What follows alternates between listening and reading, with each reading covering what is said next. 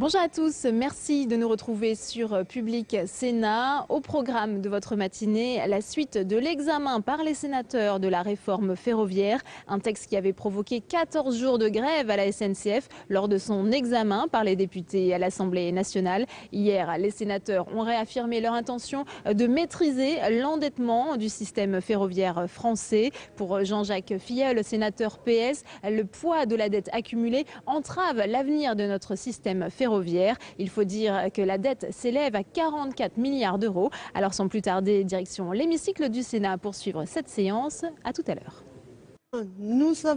J'ai été saisie d'un amendement du gouvernement qui vous a été distribué, mes chers collègues. Tout le monde l'a sous les yeux. Monsieur Capo-Canellas, vous voulez nous dire quel sort vous réservez à vos amendements? Écoutez, Madame la Présidente, au vu de l'amendement gouvernemental qui me satisfait, je retire le 85 et le 82, donc au profit de celui que le ministre a bien voulu présenter. Merci. Monsieur Nègre, pour l'amendement numéro 6 ?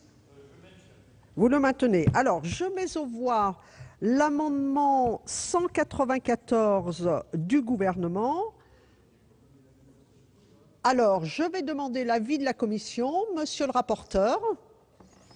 Merci Madame la Présidente. Je rappelle que la Commission du développement durable avait souhaité demander l'avis du gouvernement. Nous avons eu son avis et en plus le gouvernement a déposé un amendement, ce qui a amené notre collègue Vincent Capo-Canellas à retirer les deux amendements qu'il avait déposés. Donc je suis tout à fait habilité au nom de la Commission à donner un avis favorable à l'amendement de Monsieur le ministre. D'accord. Merci, monsieur le rapporteur. Pas d'autres demandes d'explication de vote, donc je mets aux voix. Qui est pour l'amendement 194 du gouvernement? Qui est contre? L'amendement est adopté et il fait tomber l'amendement numéro 6. Voilà, donc je vous informe qu'il y aura un peu de coordination avec cet amendement qui vient d'être voté dans d'autres articles. Donc cela sera fait, bien sûr. Je passe à l'amendement numéro 32 de Monsieur Nègre. Vous avez la parole, chers collègues. On est toujours dans le même esprit. Tout arbitrage entre les présidents des deux entités mobilité et réseau ne peuvent être effectués qu'à la faveur du président du conseil d'administration, dans mon esprit, qui devait être réseau, qui est le seul garant du point de vue de l'indépendance, de l'utilisation de ce réseau qui est ouvert à l'ensemble, je le précise, des entreprises ferroviaires. Monsieur le rapporteur de la commission. Madame la Présidente, si nous adoptions l'amendement 32 que Louis Nègre vient de présenter, cela reviendrait à octroyer de fait la prééminence du président du directoire, non plus sur le vice-président, mais sur le président délégué, ce qui n'est pas l'objectif poursuivi, puisqu'il est dit dans le texte que par ailleurs les décisions sont prises à l'unanimité et qu'en cas de désaccord, c'est le président du conseil de surveillance qui tranche. Avis défavorable. Monsieur le ministre, je vais donc mettre aux voix cet amendement numéro 32 qui a reçu un avis défavorable de la commission, un avis défavorable du gouvernement. Qui est pour? Qui est contre? Qui s'abstient? Cet amendement n'est pas adopté. Je vais mettre aux voix l'article 1er de ce projet de loi. Pas de demande d'intervention. Qui est pour? Qui est contre? L'article 1er est adopté. Après l'article 1er, je suis saisie d'un amendement numéro 114 de Monsieur Marini. Monsieur le Président, vous avez la parole. Merci Madame la Présidente, Monsieur le Ministre, mes chers collègues. Je sollicite quelques instants votre attention pour faire un peu d'histoire. Car c'est en 1897 que les surtaxes locales temporaires ont été créées pour la première fois. Il s'agit d'une majoration minime du prix du billet de train en vue de financer des investissements dans une gare déterminée, majoration acquittée par les seuls usagers au départ ou à destination de la gare en question. Ce régime juridique a fait l'objet de différentes modifications au cours du temps. Il a été réécrit par un acte dit loi de 1942, puis revu en 1977, revu en 1993. Les surtaxes locales temporaires étaient alors exclusivement affectées au remboursement des annuités d'un emprunt susceptible d'être contracté par une collectivité territoriale, une ville par exemple, en vue de réaliser des investissements utiles aux voyageurs de la gare. Et c'est pourquoi la surtaxe est dite temporaire. Elle est temporaire parce qu'elle ne s'applique que pendant la période d'amortissement de l'emprunt. Je prends un exemple volontairement loin de mon département, Monsieur le ministre. Une surtaxe locale temporaire a été ainsi instituée pour la gare de Biarritz en 2009 et jusqu'en 2022. Ce régime juridique, bien que très éprouvé, est devenu désuet, car il n'est probablement pas en phase avec le droit communautaire. Il ne prend pas en compte l'ouverture à la concurrence du transport ferroviaire de voyageurs. Et en conséquence, le transfert de la gestion de la grande majorité des gares à une branche autonome de la SNCF doit être pris en considération. Le régime des surtaxes temporaires ne tient pas compte de la multiplication des autorités organisatrices de transport qui utilisent une même gare, comme on le sait bien ici, puisque mes chers collègues, vous êtes tous des spécialistes de ce sujet. Il peut s'agir de la SNCF, des régions, de l'État. Donc, l'amendement que je vous soumets vise à actualiser le régime des surtaxes locales temporaires afin que les gestionnaires de gares et les collectivités territoriales concernées puissent à nouveau utiliser ce mode de financement. Je suggère de renommer ce dispositif contribution locale temporaire. Elle serait toujours exclusivement affectée à des investissements. Elle ne servirait plus directement au remboursement des intérêts d'emprunt, mais s'inscrirait dans un plan de financement global des investissements. Et au moment où l'enjeu des quartiers de gare est un enjeu d'aménagement qui se renforce dans beaucoup de régions et dans beaucoup d'agglomérations, il me semble qu'il faut y intégrer, par exemple, s'agissant des installations ferroviaires, la mise aux normes handicap, les salles d'attente, la sonorisation et différents aménagements extérieurs. Une partie de ces travaux pourrait ainsi être financée, contribuant à inscrire la gare dans un pôle d'échange multimodal. La contribution serait perçue selon des termes fixés par convention au profit des différents financeurs. La décision d'instituer une telle contribution serait soumise à l'approbation des différents partenaires, c'est-à-dire des autorités organisatrices de transport. J'achève en indiquant que, bien sûr, il faut veiller à limiter l'impact financier sur l'usager. Et c'est pourquoi je propose que la contribution ne puisse être supérieure à 4% du prix du billet ou, en valeur absolue, à 2 €. Je reprends mon exemple de la gare de Biarritz. La SLT, la surtaxe locale temporaire actuellement en vigueur, est de 2% du prix du billet ou, au maximum, en valeur absolue, 1,3 €. Ce serait le gestionnaire de la gare qui serait l'agent collecteur. Les contributions locales temporaires seraient soumises à la TVA. Et j'insiste sur le fait, Monsieur le ministre, que ce dispositif résulte d'un travail approfondi réalisé depuis déjà un certain temps, plus d'une année, avec la SNCF, qui me semble pouvoir utiliser à bon escient un tel mécanisme. Merci de votre attention. Merci, Monsieur le sénateur. Avis de la commission, Monsieur le rapporteur.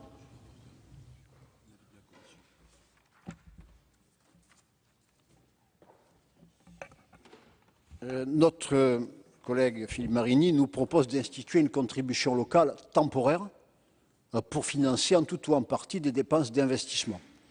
Alors, il a présenté des arguments forts pour justifier la présentation de son amendement.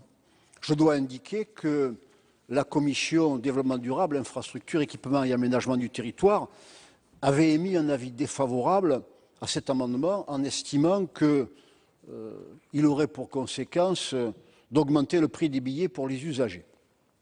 Alors, j'ai eu l'occasion d'en parler il y a quelques instants avec Monsieur le ministre et je pense qu'il serait intéressant que nous puissions avoir l'avis du gouvernement sur la question, de manière à ce que la Commission puisse éventuellement, je ne dis pas qu'elle le fera, éventuellement revoir sa position si l'argumentation présentée tant par l'auteur de l'amendement que par le ministre nous paraissait, je dirais, parfaitement justifiée. Merci, monsieur le rapporteur. Alors, l'avis du gouvernement, monsieur le ministre. Merci Madame la Présidente. Monsieur le Président Marini, l'amendement que vous soumettez à l'approbation de la Haute Assemblée est un amendement qui est partiellement réglé par les dispositions existantes par décret pour ce qui est de l'intérieur des gares.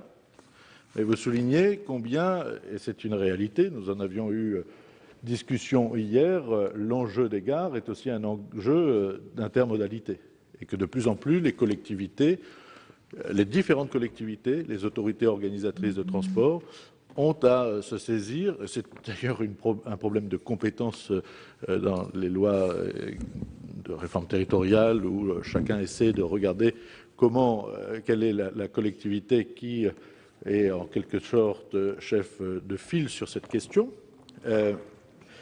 Avec une réalité, c'est que, notamment dans des villes qui sont des villes moyennes, vous avez parlé de Biarritz, vous auriez pu parler de Saint-Quentin, c'est plus proche de chez vous, mais un certain nombre de gares posent des difficultés de différents ordres. D'abord d'aménagement en lien direct avec la gare, ce qui est important, il faut qu'il y ait un lien direct, des aménagements immédiats, des environnements de gare. Je pense notamment aux questions de stationnement, pour lesquelles des délégations de services publics ou des concessions de stationnement ne sont pas la réponse pertinente, dans la mesure où il n'y a pas suffisamment de rentabilité économique. Et donc c'est la collectivité locale, souvent la mairie, qui est confrontée à cette difficulté liée à cette forme de centralité ferroviaire. Il y a aussi d'autres situations pour lesquelles votre amendement peut apporter, si ce n'est des réponses, en tout cas une réflexion qu'il convient de poursuivre. Je pense aux gares patrimoniales. Un certain nombre de gares, de début du siècle dernier, sont de véritables monuments. Elles sont fermées, elles posent des problèmes de sécurité, alors qu'elles sont extrêmement valorisantes pour le territoire. Et que l'équilibre économique est impossible à trouver en l'état, y compris lors de changements d'affectation, d'usage, avec centres d'affaires, si tant est qu'on puisse les appeler ainsi, mais qu'il y a bon nombre de collectivités confrontées à une difficulté de trouver une utilisation complémentaire à la gare pour obtenir un équilibre économique. Ainsi, à la fois pour ces questions de stationnement, je pense qu'il faut que le stationnement lié de véhicules, d'automobiles liés à l'usage du train puisse amener à des investissements qui soient supportés par les usagers du train et non par les contribuables de l'ensemble des collectivités. C'est dans les abords des gares. Et donc, cette situation, et je parle avec le complément technique de représentant de la DGITM, aujourd'hui, les dispositions réglementaires ne permettent pas, par ce biais de cette surtaxe locale temporaire, de répondre à la question. Il ne s'agit pas d'une taxe nouvelle, vous l'avez indiqué, elle est fort ancienne. Elle mérite d'être peut-être réactualisée, non pas, et là je m'éloigne de votre motivation, il ne s'agit en rien d'un contexte de mise en concurrence ou d'ouverture à la concurrence. Je pense que c'est sans lien. Mais c'est bien la nécessité de trouver des moyens d'améliorer, de financer, de retrouver attractivité des pôles ferroviaires urbains en répondant précisément à des préoccupations que sont celles des élus locaux. Alors, vous évoquez le précédent de Biarritz, vous évoquez également des pourcentages qui paraissent élevés, 4%, peut-être élevés, 2% peuvent être un pourcentage plus acceptable. Bref, je pense que votre amendement est un amendement d'appel sur lequel nous pouvons, en tout cas c'est la suggestion du gouvernement, continuer à travailler pour en avoir une formulation la plus précise, notamment sur les contours des travaux éligibles en quelque sorte à ce dispositif, qu'il ne soit pas sans lien, et donc il faut bien un caractère de causalité ou un lien direct entre les travaux et l'aspect ferroviaire de la taxe, et par ailleurs que cela soit suffisamment contraint pour qu'il n'y ait pas de charges excessives qui seraient supportées par les usagers, même si 1 euro payé par un usager pour trouver un stationnement adapté, qui lui-même ne serait pas nécessairement payant, c'est quelque chose qui peut s'entendre et certainement faciliter l'ingénierie financière très compliquée. Voilà donc cette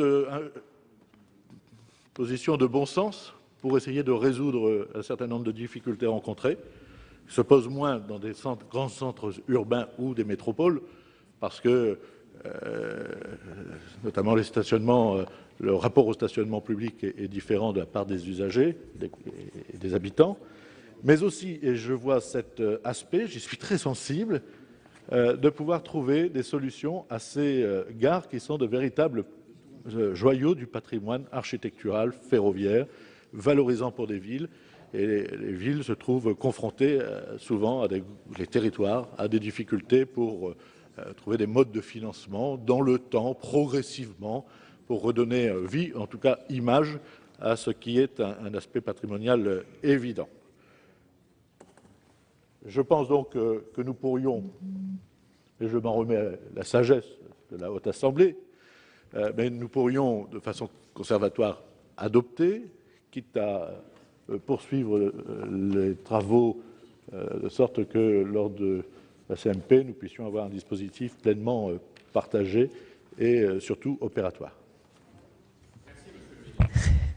Merci, Monsieur le Ministre. J'ai une demande de parole pour explication de vote de Monsieur Nègre.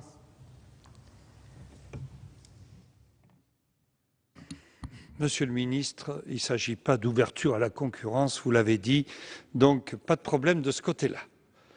Cet amendement est très intéressant.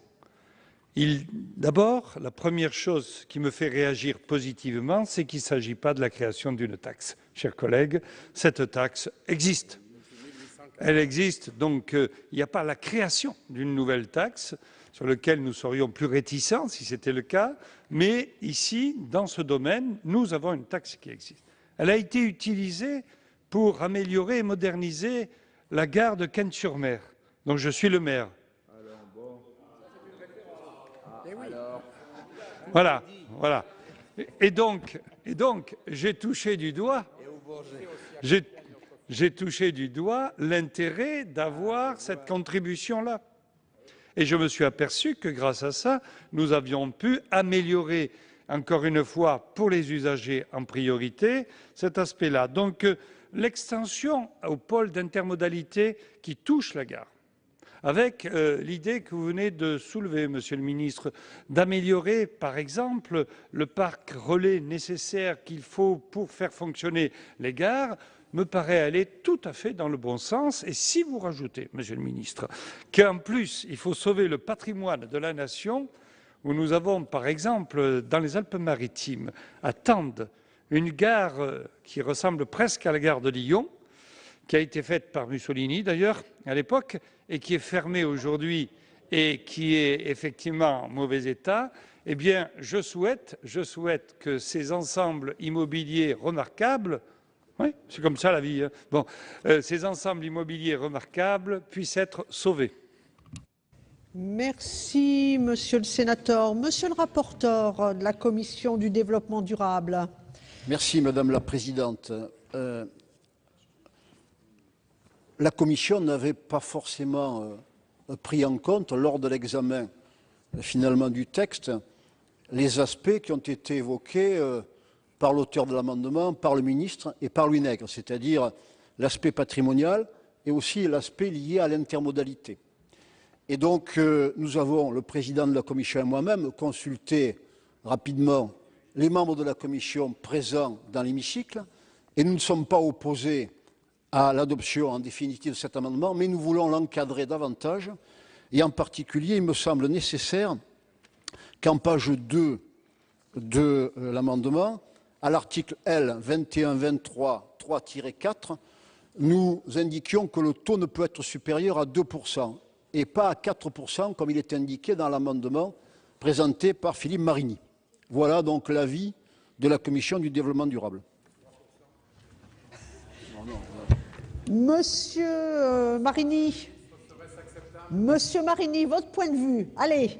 Alors, Madame la Présidente, d'abord, je voudrais remercier très chaleureusement Monsieur le Ministre de l'analyse très approfondie et très positive à laquelle il a bien voulu se livrer. En effet, il y a beaucoup d'enjeux auxquels cette ressource peut contribuer dans un montage. Ceci a bien été dit, mais on sait bien que les quartiers de gare, les aménagements intérieurs et surtout extérieurs sont des enjeux urbains considérables et que de telles opérations mettent forcément en présence différentes parties prenantes. Et à cet égard, moi, je demeure quand même assez attaché, pardonnez-moi, d'ouvrir et de refermer la parenthèse au financement croisé, n'est-ce pas, la possibilité de faire venir l'argent de partout où on peut se le procurer. Et un élément comme la contribution locale peut tout à fait utilement contribuer à la mise au point d'un montage complexe. Alors, je suis tout à fait prêt, monsieur le rapporteur, à accepter une rectification du plafond, effectivement, par rapport à la valeur totale des billets achetés. Bon, j'aurais tendance à dire un peu pour principe que je proposais 4%, vous me dites 2%, moi je verrais mieux la barre à 3%, sachant que ça va encore aller à l'Assemblée nationale et qu'il y aura encore quelques précisions à apporter. Mais à cet égard, Monsieur le Ministre, je m'en remets tout à fait à ce qui vous semblera justifié. Il me semble que 2%, c'est tiré un peu bas. 4%, bon, j'ai peut-être tiré un peu long. Voilà, enfin, en tout état de cause, merci à la Commission d'avoir bien voulu réexaminer le sujet à la suite des explications qui ont été données en particulier par le gouvernement. Merci, Monsieur le Président. Pour une explication de vote, Madame Schorsch. Merci Madame la Présidente, Monsieur le Ministre. Donc j'ai bien suivi le débat. Nous regardons avec bienveillance cette affaire et cette taxe, en effet, qui peut être très utile. Et en tout cas, elle paraît très dynamique puisqu'elle va directement ce pourquoi elle est faite. Et ça, c'est quand même une bonne démarche. Nous nous abstiendrons sur ce vote, bien sûr, parce que nous considérons, pour notre part, qu'encore une fois, on va taxer un peu plus les usagers. Vous comprenez que nous sommes sur la question de la protection du pouvoir d'achat de nos concitoyens et nous ne pouvons pas dire qu'on va faire, dans la loi, on va installer une nouvelle taxe, considérant que, normalement, le tarif du billet devrait suffire pour faire ces travaux. Et puisqu'ils n'y suffisent pas, il faut donc surtaxer. Voilà, donc nous avons une écoute bienveillante parce que nous considérons en effet que c'est tout à fait dynamique, fléché et encadré, mais au regard du pouvoir d'achat des Français qui est quand même dans un état catastrophique, nous ne pourrons pas voter, et donc nous nous abstiendrons sur cet amendement. Merci, Monsieur le Ministre. Merci, Madame la Présidente. Pas à ce stade trancher le montant. Je pense que c'est un vrai débat parlementaire, mais vous-même, Monsieur le Président, aviez indiqué que le parcours de cet amendement, si le texte est voté, c'est important, parce que s'il n'était pas voté, votre amendement, auquel vous tenez particulièrement, tomberait, ce qui serait malheureux, vous convenez bien. Et donc, essayer de convaincre M. Nègre de bien fonder, comme l'a fait M. Karoutchi à l'instant sur une autre question. Madame Schorsch, pour être précis, merci pour cette position, qui est une position, non pas d'ouverture, mais enfin de compréhension du dispositif. Il est important de souligner, et finalement, je fais une forme de travail d'explication parlementaire en lieu et place de l'auteur de l'amendement, mais ce qui ne serait pas payé par l'usager serait payé par le contribuable. Or, ce n'est pas précisément le contribuable qui doit être qui doit supporter cette taxe qui est minime et qui, par rapport au précédent de Biarritz, que je connais peu, mais s'inscrit dans le temps, et donc avec suffisamment de longueur de temps permettant d'étaler des investissements. Il est important d'encadrer, parce qu'il ne faudrait pas que cette contribution soit perçue comme une modalité de financement absolue et ouvrant droit à toute forme d'investissement qui, en effet, pourrait avoir des conséquences fâcheuses. Mais pour autant, elle peut être une réponse adaptée à un certain nombre de situations qui ne trouvent pas solution compte tenu de l'absence d'un financement global. Et de ce point de vue, il est important que l'usager puisse être, puisqu'il doit être prioritairement destinataire des infrastructures, c'est peut-être aussi une des limites supplémentaires à mettre, que l'usager puisse contribuer plutôt que le contribuable sous prétexte qu'il habite une ville où il y a un pôle ferroviaire important. Merci, Monsieur le Ministre. Je vais donc mettre aux voix cet amendement numéro 114 rectifié en page 2, où le taux de la contribution locale temporaire ne peut être supérieur à 2%. Donc, qui est favorable à cet amendement ainsi rectifié? Qui est contre cet amendement? Qui s'abstient? Cet amendement est donc adopté, ainsi rectifié. L'amendement numéro 162 rectifié tombe. Je mets aux voix donc l'article 1er bis. Qui est pour? L'article 1er bis, qui est pour? Qui est contre?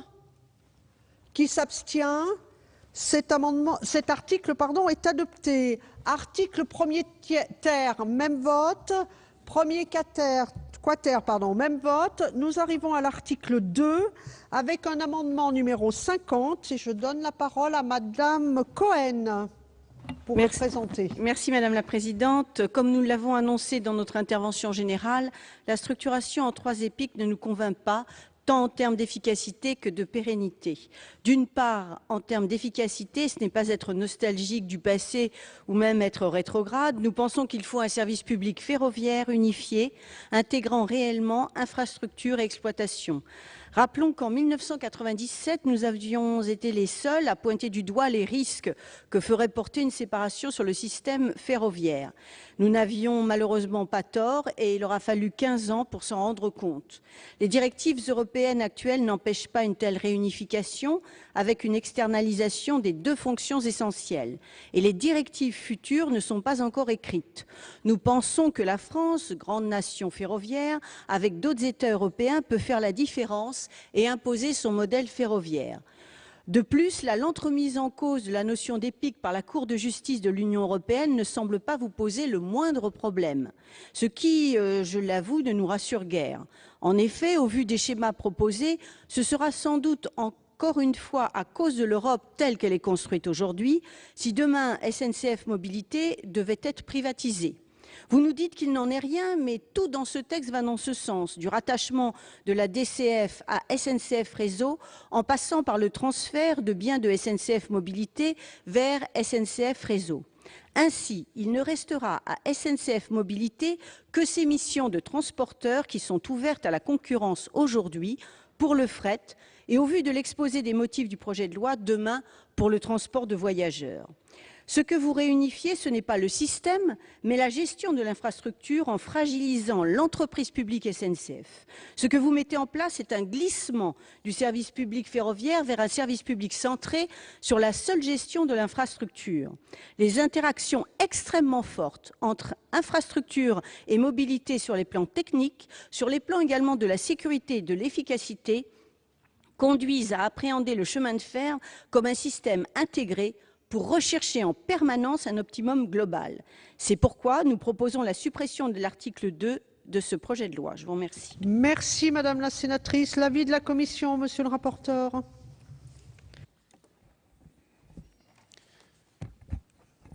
La Commission a considéré qu'il était impossible de donner un avis favorable à cet amendement qui est cohérent avec la proposition de leurs auteurs de ne créer qu'un seul EPIC dans un souci d'intégration du système ferroviaire public. Ceci étant, tout le monde sait bien que nous n'arriverons pas à obtenir de la Commission européenne qu'il y ait un seul EPIC. Nous avons déjà, grâce à l'action de Frédéric Cuvillier, obtenu que la Commission, et en particulier le commissaire Kallas, accepte un système verticalement intégré. Si effectivement nous votions votre amendement, le risque serait considérable que la Cour de justice de l'Union européenne vienne sanctionner effectivement cette partie du texte. Donc la Commission a émis un avis défavorable. Avis du gouvernement, Monsieur le ministre. Sans qu'il soit nécessaire de revenir sur tous les éléments explicatifs, je pense dans mon propos de discussion générale avoir précisé combien nous avions fait de grands progrès. Il faut dire, la position de la France n'était pas défendue, donc nous ne pouvions pas être entendus au niveau de la Commission européenne. Il n'y avait aucune exigence, je dirais même qu'il y avait un accompagnement avec une certaine vision d'un libéralisme sans limite et surtout sans forme de protection de ce qui est pour nous fondamental, c'est-à-dire les obligations de service public. La mise en concurrence n'est pas une difficulté, si tant est qu'elle ne se fasse pas au détriment des règles du service public, que le service public et les opérateurs publics ne soient pas dans une situation discriminante. Et le système que vous proposez me paraît être euro-incompatible. Nous avons réussi à obtenir, avec une action coordonnée, je citais l'action menée par mon collègue, mon homologue allemand, et à laquelle, bien sûr, nous avons participé. Nous étions même à l'initiative pour faire entendre cette réalité simple à la Commission.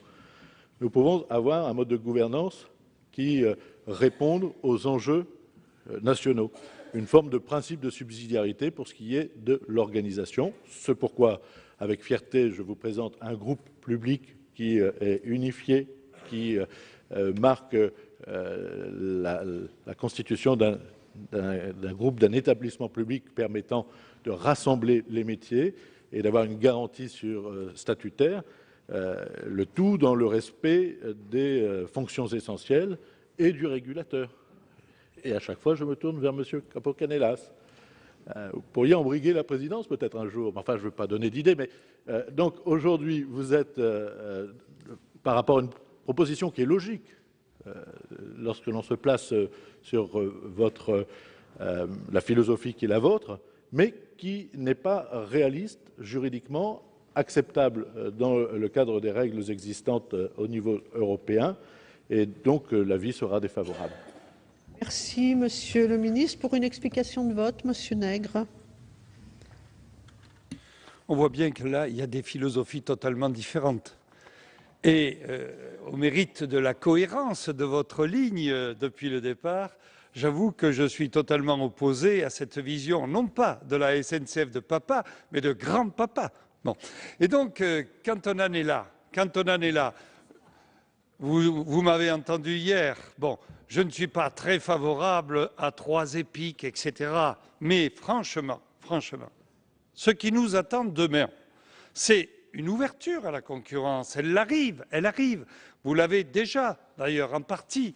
Alors, préparez-vous, plutôt que d'être derrière votre ligne Maginot en attendant que le ciel nous tombe sur la tête. Essayons pour une fois d'être offensifs, essayons pour une fois de nous préparer efficacement parce que le monde n'attend pas, parce que le monde bouge et ce n'est pas l'immobilisme qui nous fera gagner les guerres. Merci, Monsieur le sénateur. Madame Cohen, pour une explication de vote. Oui, les arguments que je viens d'entendre ne sont pas des arguments. En fait, on assène des principes et un dogme. Effectivement, C'est un service aujourd'hui qui est ouvert à la concurrence grâce à vous et à votre sensibilité politique, mais nous ne pouvons pas soutenir cette position. Pour nous, le transport, c'est un service public, c'est un bien rendu, un bien commun, et nous y tenons. Et nous pensons que ça n'est pas être ringard et être dépassé que de continuer à défendre et d'y voir au contraire des atouts. Alors, nous apprécions et j'apprécie effectivement la bataille qui commence à être menée notamment par le ministre des Transports, mais on en est loin, enfin on n'en est qu'au début, je dirais, et que pour l'instant on reste dans le symbolique. Et par rapport à ce qu'a dit le ministre, le fait de soutenir et de voter notre amendement l'aurait certainement rendu plus fort au niveau européen dans les négociations à continuer à poursuivre. Donc nous pensons que c'est une erreur politique que de ne pas voter notre amendement et nous continuons à persister sur cette ligne qui nous semble une ligne d'avenir. Merci Madame la sénatrice. Je vais mettre aux voix cet amendement numéro 50 qui a recueilli 2 avis défavorables, l'un de la Commission, l'un du gouvernement. Qui est pour? Qui est contre? Cet amendement n'est pas adopté. Amendement numéro 33, Monsieur Nègre, vous avez la parole. Je vais peut-être faire plaisir à Madame Cohen, là. Bon, donc, bien, il s'agit de maintenir la dénomination de RFF pour le gestionnaire d'infrastructures. La disparition du sigle est très négative parce qu'elle est mal vécue et elle est vécue même comme un désaveu par les personnels et c'est le retour à une SNCF toute puissante.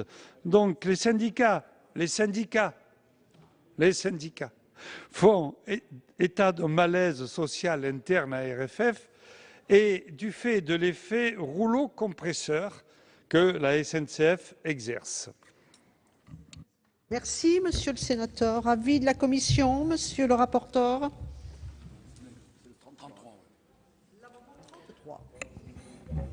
Alors je voudrais, moi, comme l'a fait Louis Nègre, rendre hommage à l'excellent travail qui a été effectué par les personnels de Réseau Ferré de France. Et bien évidemment, personne n'a contesté leur travail. Et donc il est bien qu'on puisse ici leur rendre hommage, comme il faut rendre hommage à l'ensemble des activités qui ont été menées depuis de nombreuses décennies par les personnels de la SNCF. L'organisation ferroviaire française est quand même une organisation exemplaire. Mais ce n'est pas pour autant qu'il ne faut pas apporter quelques modifications, et nous sommes d'ailleurs au cœur de ce débat pour apporter les bonnes modifications, Monsieur Louis Nègre. Je dis bien les bonnes modifications. Alors, dans ces conditions, puisque nous avons décidé de mettre en place un groupe public industriel unifié, il est logique que les 3 EPIC soient dénommés SNCF pour les pics de tête, SNCF Mobilité pour l'exploitant ferroviaire et SNCF Réseau pour le gestionnaire d'infrastructures. Je crois que cela donne une image forte de ce groupe public et donc la Commission a émis un avis défavorable à l'amendement de M. Nègre qui, là, me semble-t-il, affaiblit beaucoup, avec cet amendement qui affaiblirait beaucoup le futur groupe public. Merci, Monsieur le rapporteur. Avis du gouvernement, Monsieur le ministre. Merci Madame la Présidente. Monsieur Nègre, lorsque vous parlez des syndicats, comme ça sonne faux, permettez-moi de vous dire que, non, mais puisque vous parliez d'une vision passéiste, je pense que c'est en effet bien ce que vous plaidez par votre amendement. D'abord parce que vous ne pouvez pas vous faire le porte-parole de l'ensemble des personnels. Monsieur le rapporteur a raison. Comment seriez-vous, cette fois, je précise bien, le défenseur des salariés, des RFF, considérant que vous auriez été désigné pour porter un malaise ou un mal-être social? Nous n'avons pas rencontré les mêmes, certainement, parce que l'une des difficultés de cet établissement à 1500 personnes, 1500, voilà la loi de 97 que vous avez votée, que vous avez soutenue, c'est de faire dans l'artificiel, de faire dans le séparatisme, tout en ligotant les fonctions. Parce que vous savez que d'un côté, vous avez la DCF. C'est d'ailleurs pour cela, je l'ai rappelé à mon prédécesseur, M. Bussereau, que la France est condamnée devant la CJCE et que c'est le fait de ne pas assurer les fonctions essentielles et la séparation qui permettent de donner de la clarté dans ce qui relève de l'infrastructure et ce qui relève du transport. Donc nous allons, grâce à notre texte, éviter que la France soit condamnée par les malfaçons législatives de votre majorité précédente. Et nous allons éviter qu'il y ait l'explosion des métiers, d'un côté la DCF, de l'autre côté SNCF Infra, puis RFF, 1500 personnes. Le mal-être, il est là. Sur un groupe de 150 000 personnes, d'avoir isolé 1500 personnes en les privant en plus de toute capacité réelle d'impulsion, d'initiative, de travail en commun, de mutualisation des moyens. Ah oui, ça a permis quand même de dépenser beaucoup d'argent en communication. Et RFF fait de très belles publicités. Elles sont superbes. Et j'en félicite le cabinet de communication. Je ne vois pas beaucoup l'intérêt pour RFF d'avoir de belles campagnes de publicité, de communication, à la télé, dans les journaux, alors même qu'ils sont gestionnaires d'infrastructures, ou devraient l'être, et qui n'auront aucune retombée commerciale. Donc, aujourd'hui, ce que me disent les personnes d'RFF que je rencontre, et avec lesquels j'avais discussion pour expliciter la réforme. C'est-à-dire, mais je m'adressais à elles en disant la famille cheminote, ça représente quelque chose, la famille cheminote, en termes d'histoire, en termes de patrimoine commun, en termes de volonté. Et eux-mêmes me disaient, mais monsieur le ministre, vous vous trompez. Nous ne sommes pas considérés comme faisant partie de la famille cheminote. J'ai été très marqué par ce témoignage. C'était une jeune femme, ingénieure d'RFF, me disant, nous ne savons pas si finalement nous appartenons à la famille cheminote. Eh bien, nous allons clarifier les choses. Vous restez dans le passé, nous souhaitons une structure qui donne de l'impulsion, qui donne de la force, qui donne de la modernité à une vision stratégique du ferroviaire en France. Merci. Une explication de vote, Madame Schorsch. Oui, Madame la Présidente, Monsieur le Ministre, j'ai bien entendu Monsieur Nègre défendre cet amendement. Il défend un modèle complètement dépassé qui a prouvé en plus sa complète inefficacité depuis 15 ans, qui a contribué à mettre cette grande entreprise ferroviaire dans un état relativement catastrophique. Donc je ne comprends pas cet attachement à un modèle qui a justement prouvé qu'il était inefficace. Ensuite, nous sommes effectivement aussi pour la symbolique. Alors autant nous aurions aimé qu'il y ait un EPIC qui s'appelle SNCF, mais qu'il y ait ces EPIC qui s'appellent d'un côté SNCF Mobilité, SNCF Réseau ne nous disconvient pas, vous voyez bien, puisque en effet nous souhaitons au maximum de ce que nous pourrons faire au cours de nos amendements, faire un modèle intégré et en tout cas faire en sorte que cette famille cheminote se retrouve. Et en effet, nous n'avons pas dû rencontrer les mêmes personnels salariés de RFF qui ne savent plus très bien où ils sont depuis 15 ans. Et donc je pense que c'est au contraire pour eux une grande chance aujourd'hui que de pouvoir être réintégrés dans cette grande famille cheminote à laquelle ils appartiennent. Et pour cela, le projet de loi donne des signaux intéressants en se réappropriant ce terme SNCF qui est notre bien commun. Donc nous voterons contre votre amendement, bien sûr. Merci Madame la sénatrice. Monsieur Nègre pour une explication de vote. Eh bien, je remercie tout de suite le rapporteur qui, dans sa grande sagesse, a rendu, lui, un hommage au personnel de RFF qui sont peut-être pas alors dans la grande famille intégrée, ils ont peut-être été mis sur la touche, ce n'est pas de leur fait.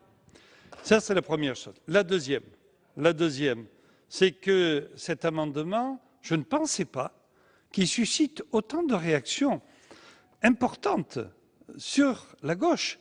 Parce que, franchement, ça revenait à dire RFF a fait son travail, ce n'était pas une grande structure, justement, alors qu'elle était toute petite, elle a réussi à faire un travail qui a été reconnu. Et à partir de là, je m'étonne de la réaction extrêmement forte, développée qu'il y a par rapport à cet amendement. Du coup, j'en déduis que j'avais touché juste. Monsieur le sénateur, la parole est à Monsieur Filleul. Oui, je vais passer quelques secondes, simplement pour dire à Louis quand même Tu nous as parlé longuement d'avenir, avec force, et tu restes passéiste sur 1997. Je ne comprends pas. Je ne comprends pas parce que nous sommes quand même devant un texte qui va permettre à la SNCF d'être rassemblée, verticalement intégrée, avec un réseau, une SNCF réseau qui va jouer son rôle, qui l'a joué en tant qu'RFF, mais on le sait bien, avec beaucoup de difficultés, et ça a coûté très cher. En même temps, SNCF Réseau, c'est 1800 salariés qui viennent de RFF, 45 000 qui vont venir de SNCF Infra, et 13 650, pour être précis, salariés qui viennent de la DCF. C'est une grosse maison qui va jouer un rôle majeur, et je pense qu'effectivement, il fallait, dans cette proposition de loi, qu'on puisse changer le nom d'RFF. En fait, ça n'a pas beaucoup d'importance. Ce qui est important, c'est l'avenir, et ce n'est pas de rester à 1997. Merci, monsieur le sénateur. Je vais mettre aux voix cet amendement numéro 33 qui a reçu 2 avis défavorables, l'un de la commission, l'un du gouvernement. Qui est pour? Qui est contre? Cet amendement n'est pas adopté. 2 amendements en discussion commune.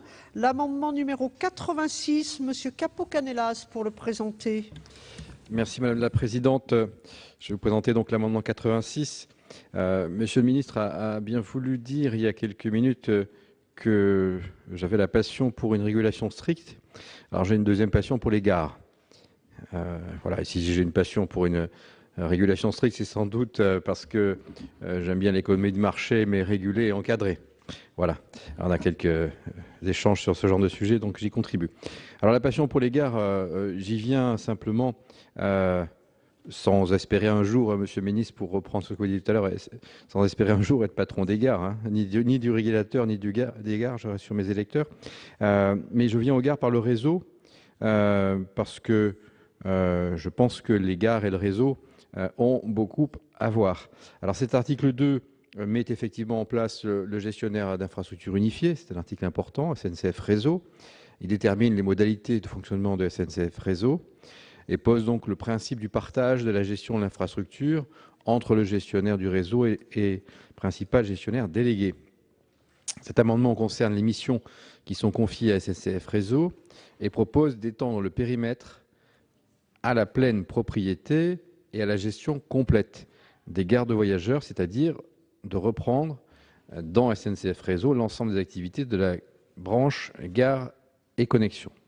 Alors j'ai bien entendu les arguments qui ont été échangés sur ce sujet lors des auditions qui ont eu lieu, notamment en commission, et j'ai bien entendu qu'effectivement déjà le transfert des 45 000 agents était un sujet majeur pour ce qui est aujourd'hui RFF. Néanmoins, il me semble que le sujet des gares mérite qu'on s'y arrête un petit peu, et comme j'ai eu l'occasion de le souligner en discussion générale, la gestion des gares est un élément qu'il faut sans doute améliorer dans le texte actuel.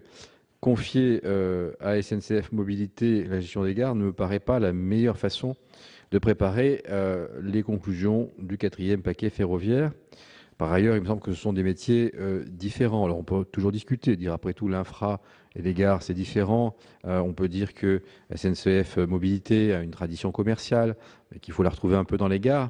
Néanmoins, en termes d'indépendance, même si ça n'est pas tout à fait le même métier, il nous semble plus rassurant en termes d'indépendance de confier à SNCF Réseau la gestion des gares. En effet, les opérateurs futurs, lorsqu'il y aura une ouverture à la concurrence, auront comme question principale la question de l'accès aux gares. Comment on fait par rapport à tout ça? Et quelle place leur est donnée dans les gares? Place parce que ce sera leur emplacement commercial. Il ne semble pas concevable que SNCF Réseau puisse exercer de façon autonome et non discriminatoire ses compétences de gestionnaire du réseau sans pouvoir gérer directement l'affectation des voies en gare aux entreprises ferroviaires utilisatrices et plus largement l'ensemble des équipements et bâtiments voyageurs du réseau ferroviaire. Voilà, monsieur le ministre, j'espère vous avoir convaincu. Tout à l'heure, vous me voyez presque à la tête du régulateur. Je ne pense pas qu'avec ce que je viens de vous dire, vous me voyez à la tête des gares. Donc ça me rassurera quelque part. Mais j'espère qu'on pourra en tout cas discuter de ce sujet-là. Merci, monsieur le sénateur. Pour l'amendement 7 rectifié, monsieur Nègre. Il s'agit à l'alinéa 9, après le mot « gestion », d'insérer le mot « des gares ». Pourquoi? Tout simplement, et là nous sommes sur la même démarche avec mon collègue Capo Canellas, il n'est pas imaginable pour nous que les gares soient rattachées à Mobilité, alors qu'il n'est qu'une entreprise ferroviaire parmi d'autres. Avec cette ouverture à la concurrence qui va arriver, il est normal que les gares servent. Ah, ce n'est pas une obsession, Monsieur le ministre, vous allez voir, ça arrive, c'est déjà arrivé, vous l'avez dit tout à l'heure vous-même, que c'est déjà en cours, donc préparez-vous et préparez surtout la France à cette ouverture-là. Et je rappelle, Monsieur le ministre, mais vous le savez fort bien, mais je rappelle aussi à mes collègues là-bas qui n'écoutent pas bien, là, et ils ont raison de ne pas bien écouter, parce que l'ouverture à la concurrence en Allemagne, qui est un pays voisin de même niveau de vie que nous, permet de faire des économies de 20 à 30% sur le prix de production du kilomètre SNCF, ce qui permet d'avoir un service supplémentaire et meilleur, ce qui permet de moins dépenser d'argent public et donc de moins faire payer le contribuable. Donc une ouverture à la concurrence maîtrisée, j'entends bien maîtrisée, est quelque chose de salutaire à la fois pour l'ensemble du pays, à la fois pour les deniers des contribuables et surtout pour les usagers dont, bien entendu, ici, personne ne parle. On parle de la réforme ferroviaire, on parle des EPIC, on parle de tout, sauf du principal, c'est-à-dire des usagers. Et j'aimerais un instant qu'on s'y arrête, que effectivement les usagers soient au centre de notre démarche, plutôt que ce soit le comité central. Bon, j'aime le comité central, mais ce n'est pas le principal. Donc, En l'occurrence, ma démarche est de pouvoir mettre les gares dans SNCF Réseau, parce que SNCF Réseau ne disposant pas des gares, ça n'a pas de consistance. C'est quelque chose d'illogique, c'est quelque chose d'anormal. D'ailleurs, c'est tellement illogique et anormal que l'autorité de la concurrence elle-même, et c'est un organisme, Monsieur le ministre, totalement indépendant et libre, eh bien, l'autorité de la concurrence recommande de mettre les gares, bien sûr, dans SNCF Réseau, parce que ça fait partie de, effectivement, l'infrastructure nécessaire, essentielle et un monopole naturel. Merci, monsieur le sénateur. Avis de la commission du développement durable, monsieur le rapporteur. Madame la Présidente, ces deux amendements visent à confier à SNCF Réseau la gestion des gares de voyageurs. Alors la question a été posée par un certain nombre d'entre vous. Elle a été posée aussi, à ma connaissance, lors des débats à l'Assemblée nationale. Et à l'Assemblée nationale, il a été prévu, de mémoire, c'était à l'alinéa 9 de l'article 10, qu'un rapport serait présenté dans un délai de 2 ans. C'est donc une clause de revoyure qui a été actée par l'Assemblée nationale. En effet, il ne semble pas opportun de bouleverser l'architecture actuelle du système en transférant dès à présent la gestion des gares à SNCF Réseau, qui n'est d'ailleurs pas armé pour l'instant pour exercer cette nouvelle mission. Et en effet, la gestion des gares est une mission très spécifique qui inclut la définition des modalités d'accueil des usagers et la valorisation d'espaces commerciaux, soit des missions très différentes de celles exercées jusqu'à présent par Réseau Ferré de France. En outre, et me tournant en particulier vers Louis Nègre, qui est un défenseur de l'ouverture à la concurrence, même anticipée, eh bien, je lui dirais qu'en l'état actuel, eh bien, le maintien de la gestion des gares au sein de SNCF Mobilité n'apparaît pas du tout choquant au regard du droit de la concurrence, puisque vous savez que ce n'est pas avant probablement 2022, peut-être 2023, que l'ouverture à la concurrence sera totale. Et d'ailleurs, je fais remarquer aux deux auteurs des amendements que les députés ont prévu des garanties en instaurant un avis conforme de l'ARAF sur les redevances relatives aux prestations fournies en gare. On n'a pas que rétabli l'avis conforme de l'ARAF à l'Assemblée nationale En ce qui concerne la tarification, les députés ont aussi ajouté un avis conforme sur les redevances relatives aux prestations fournies dans les gares. Et donc je crois qu'à l'Assemblée nationale, un équilibre a été atteint. La Commission a donc émis un avis favorable, bien sûr, à ces deux amendements. Merci. J'ai dit favorable? Ah non, défavorable, oui. On avait compris. Défavorable, oui. On avait compris, monsieur le rapporteur. Avis du gouvernement, monsieur le ministre. Même avis défavorable du gouvernement, non sans repréciser l'importance de ce débat. C'est un débat qui connaîtra des prolongements. D'abord parce que monsieur le rapporteur l'a bien expliqué. Je souhaite à mon tour préciser qu'il ne faut pas considérer que la gestion des gares est un métier unique. Et en tout cas, pas en l'état un métier de gestion d'infrastructure. Sinon, effectivement, M. Capo-Canellas, M. Nègre, il y aurait une certaine logique de considérer, je ne vais pas revenir sur les distinctions entre les quais et les différents aménagements ferroviaires sur les quais, selon qu'il s'agisse des bancs ou des quais, vous n'êtes pas face au même propriétaire, au même gestionnaire, mais les métiers, et notamment ceux de gare et connexion, ne sont pas des métiers simplement de gestion d'infrastructure. Ce sont des métiers d'accueil, ce sont des dizaines de milliers de personnes qui, aujourd'hui, ont la charge du conseil, de l'information, de l'accueil aussi des usagers.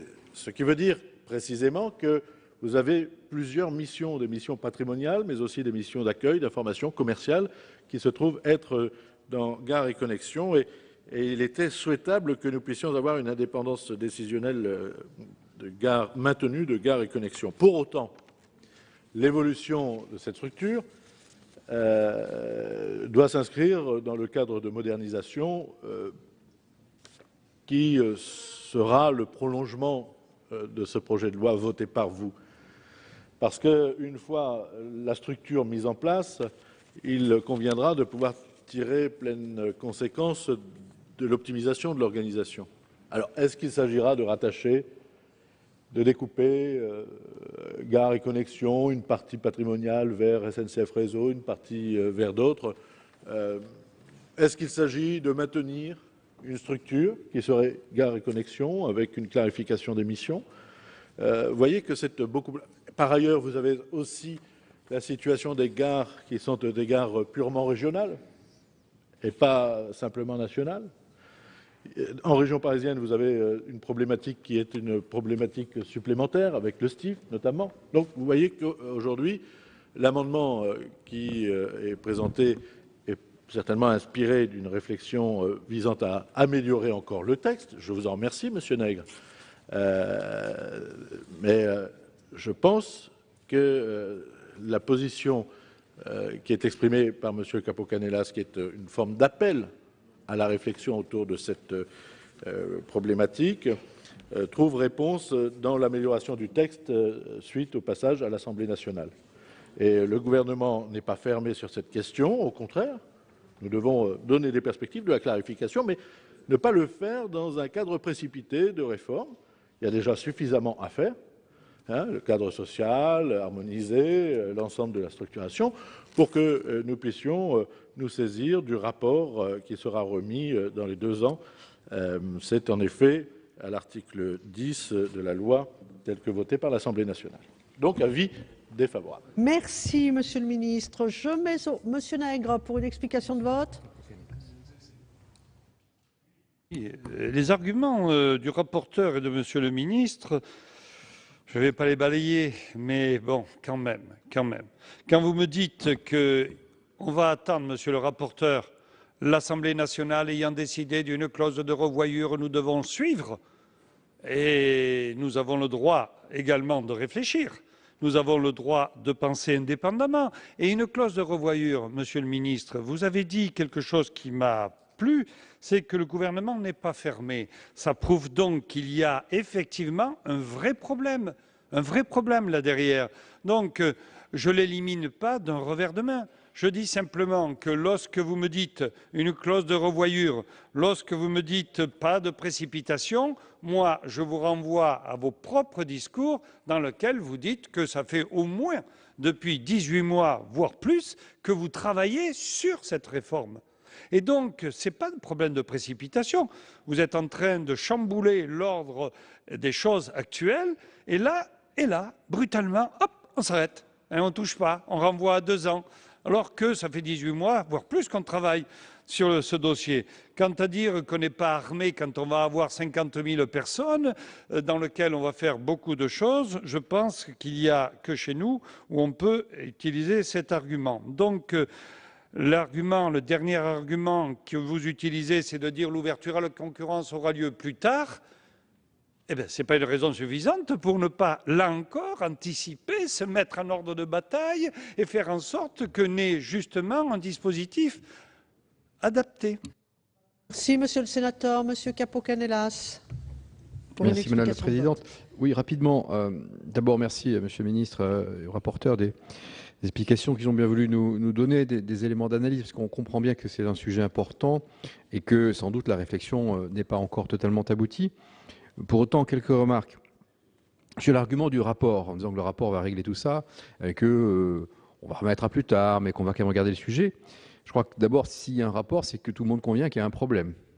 Il y a un problème à étudier dans un cas, et puis pour nous, il y a un problème à traiter plus rapidement que sous forme de rapport. Le rapport, la question c'est est-ce que c'est un enterrement de première classe ou est-ce que c'est un rapport destiné à traiter le sujet. Sur l'avis conforme de la RAF, effectivement, j'ai entendu l'argument, mais cet avis conforme de la RAF pour les gares concerne uniquement les redevances quant aux prestations en gare. La question que nous posons, ce n'est pas forcément les redevances. La question que nous posons, c'est la prestation en gare, c'est-à-dire qu'est-ce qui est offert aux opérateurs. En clair, est-ce qu'un opérateur nouveau va s'adresser demain à SNCF Mobilité et que, à ce moment-là, quelle sera sa garantie? Ou plutôt, lorsqu'un opérateur nouveau va demain s'adresser à SNCF Mobilité, quelle sera sa garantie? Il sera au fond à droite dans la cour arrière ou il sera devant sur les quais et bien visible? C'est ça la question, c'est là qu'est le débat et c'est là qu'est le problème.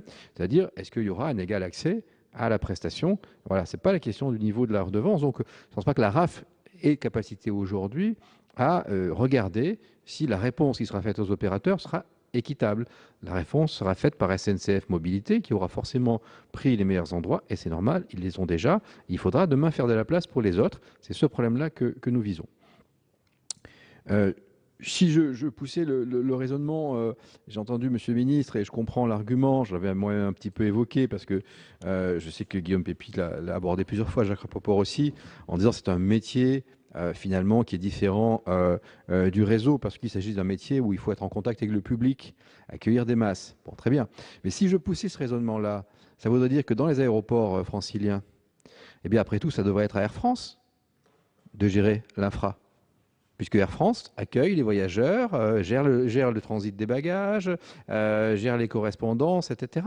Bon, donc on pourrait pousser le raisonnement et dire toutes les infras, finalement, toutes les gares, tous les aéroports, toutes les infrastructures aéroportuaires ou de gare sont gérées par celui qui fait la mobilité. Bon, il me semble que ce raisonnement a tout de même une limite. Alors bon, j'ai entendu Monsieur le Ministre qui nous a dit qu'il n'était pas fermé non plus, qu'il fallait progresser dans la réflexion. Alors, je vais peut-être faire une provocation, mais j'ai envie de dire que peut-être une des solutions, c'est effectivement de faire que, si on dit que c'est un métier à part les gares, peut-être faudra-t-il un jour qu'il y ait un EPIC spécifique, avec que Gares et Connexions devienne un EPIC spécifique. Gares et Connexions est déjà une filiale de SNCF. Peut-être qu'il faudrait faire un EPIC. Alors, on dira un EPIC de plus. Mais pour le coup, il y a peut-être une justification, en tout cas, à regarder sur ce sujet-là. Je vous remercie. Merci, Monsieur le Sénateur. Je mets aux voix l'amendement numéro 86 qui a recueilli 2 avis défavorables, l'un de la Commission, l'un du gouvernement. Qui est pour l'amendement 86? Qui est contre? Cet amendement n'est pas adopté. Amendement 7 rectifié, avis défavorable de la Commission, avis défavorable du gouvernement. Qui est pour? Qui est contre? Cet amendement n'est pas adopté. Nous en venons à l'amendement 126 rectifié. Madame Escoffier, vous avez la parole. Présidente, monsieur le rapporteur, monsieur le ministre, je crains le pire parce que vous aviez refusé un amendement précédent présenté à la fois par monsieur Nègre et par moi-même. Alors je crois que dans la même logique, il est raisonnable et utile de retirer mon amendement. Merci Madame la Ministre. 2 amendements en discussion sur l'article 2, le 53. Madame Schorsch pour le présenter. Oui, Madame la Présidente, par cet amendement, nous proposons de supprimer au sein de cet article la possibilité offerte à SNCF Réseau de confier la gestion des lignes à faible trafic à d'autres opérateurs. Quelles seront ces lignes à faible trafic? Nous craignons pour notre part qu'il ne s'agisse pas simplement des lignes touristiques. Dans ce cadre, et vous le savez, nous n'avons jamais été particulièrement favorables aux opérateurs ferroviaires de proximité dans le cadre du fret ferroviaire pour les réseaux capillaires. L'expérience d'ailleurs renforce notre analyse, car ces opérateurs de proximité n'ont pas connu l'essor promis lors de leur création. Aujourd'hui, simplement 9 opérateurs de proximité ont été créés et reconnaissons que c'est souvent la SNCF elle-même qui a été à l'initiative de cette construction. Nous estimons donc que la faculté offerte par cet article ouvre grand la porte à SNCF Réseau pour se débarrasser d'une partie du réseau ferroviaire peu utilisé et souvent, malheureusement, dégradé. Une telle démarche aboutirait donc clairement à une rétraction du réseau ferroviaire et ferait peser des risques sur la sécurité. Sur le fond, à nos yeux, la question n'est pas tant de savoir qui gère l'infrastructure, mais plutôt quels sont les financements pour ces infrastructures. Nous préférons donc, et nous en reparlerons plus loin dans ce débat, élargir les missions de service public du groupe public ferroviaire plutôt que de le voir se départir d'une partie de l'infrastructure sur des opérateurs de proximité qui ne portent aucune mission de service public et dont les caractéristiques ne sont même pas précisées dans la loi. Par ailleurs, nous estimons qu'une telle disposition porte clairement atteinte à l'unicité du réseau, auquel nous sommes très attachés, en multipliant justement ces gestionnaires d'infrastructures. C'est pourquoi nous vous proposons la suppression de cet alinéa. Merci, chers collègues. Pour l'amendement 127 rectifié, Madame Escoffier. Oui, merci Madame la Présidente. Bon, l'amendement que je présente va dans un sens tout à fait contraire, puisque non seulement il maintient l'alinéa, en soulignant d'ailleurs que c'est un alinéa qui, et c'est très bien comme cela, vient corriger des dispositions antérieures qui étaient tout à fait imprécises et qui voudraient éviter que Réseau de France, qui semble avoir un comportement parfois un peu réticent par rapport aux lignes touristiques, veuille bien, à l'inverse, en accepter le principe. Alors, je voudrais insister quand même sur la nécessité de ces petites lignes touristiques qui circulent sur des voies ferrées de faible densité, je le sais bien. Mais tout le monde connaît par exemple Cap-de-Nac-Gare. Tout le monde connaît Cap-de-Nac-Gare. Eh bien, Cap-de-Nac-Gare, nous avons un vieux petit train qui circule touristique sur la plus grande des gares, vous savez bien, de l'Aveyron. Mais sans parler de Cap-de-Nac-Gare, si vous parlez de Valéry-sur-Somme et si vous parlez de bien d'autres petites lignes touristiques, c'est vrai que derrière tout cela, il y a un enjeu économique qui est considérable pour ces territoires. Et je crois que dans notre pays aujourd'hui, nous ne devons pas négliger les territoires qui ne sont pas les territoires métropolitains, et ceux sur lesquels justement il y a ces petites lignes où il nous faut faire valoir ce qu'est notre patrimoine. Et tout à l'heure, Monsieur le Ministre, vous défendiez le patrimoine. Eh bien, le patrimoine, c'est aussi celui de l'ensemble de nos territoires. C'est l'ensemble de ces petits trains touristiques, de ces paysages qu'il nous faut valoriser. Et l'objectif de cet amendement, c'est simplement de faire en sorte que l'on n'oublie pas que nos trains touristiques font partie de ce patrimoine. Merci. Merci, Madame Escoffier. L'avis de la Commission, Monsieur le rapporteur. Alors cet amendement, je parle bien du 53, supprime la possibilité qu'a SNCF Réseau de déléguer une partie de ses missions à des tiers pour des lignes à faible trafic et les infrastructures de service. D'abord, un commentaire personnel avant de donner l'avis de la Commission. J'adhère totalement à la volonté exprimée par les auteurs de l'amendement de défendre l'unicité du réseau national. Vous savez d'ailleurs que j'en ai toujours été un ardent défenseur. C'est d'ailleurs la raison pour laquelle j'ai fait voter par la Commission la semaine dernière un amendement qui affirme de la manière la plus claire que SNCF Réseau est le propriétaire unique de l'ensemble des lignes du réseau ferré national. Alors, j'en viens maintenant plus précisément à l'avis de la Commission. La Commission a estimé que le dispositif de délégation des missions de SNCF Réseau à des tiers est de portée limitée. D'ailleurs, j'en ai eu par ailleurs l'assurance de la part du ministère. En effet, il existe déjà dans le droit actuel pour lignes à faible trafic réservées au transport de marchandises. Il a d'ailleurs permis le développement des opérateurs ferroviaires de proximité, dont le rôle n'est pas négligeable dans le maintien du fret ferroviaire, qui a le plus grand besoin de se développer. Il s'agit simplement d'autoriser l'exploitation de certaines lignes, en particulier par des trains touristiques.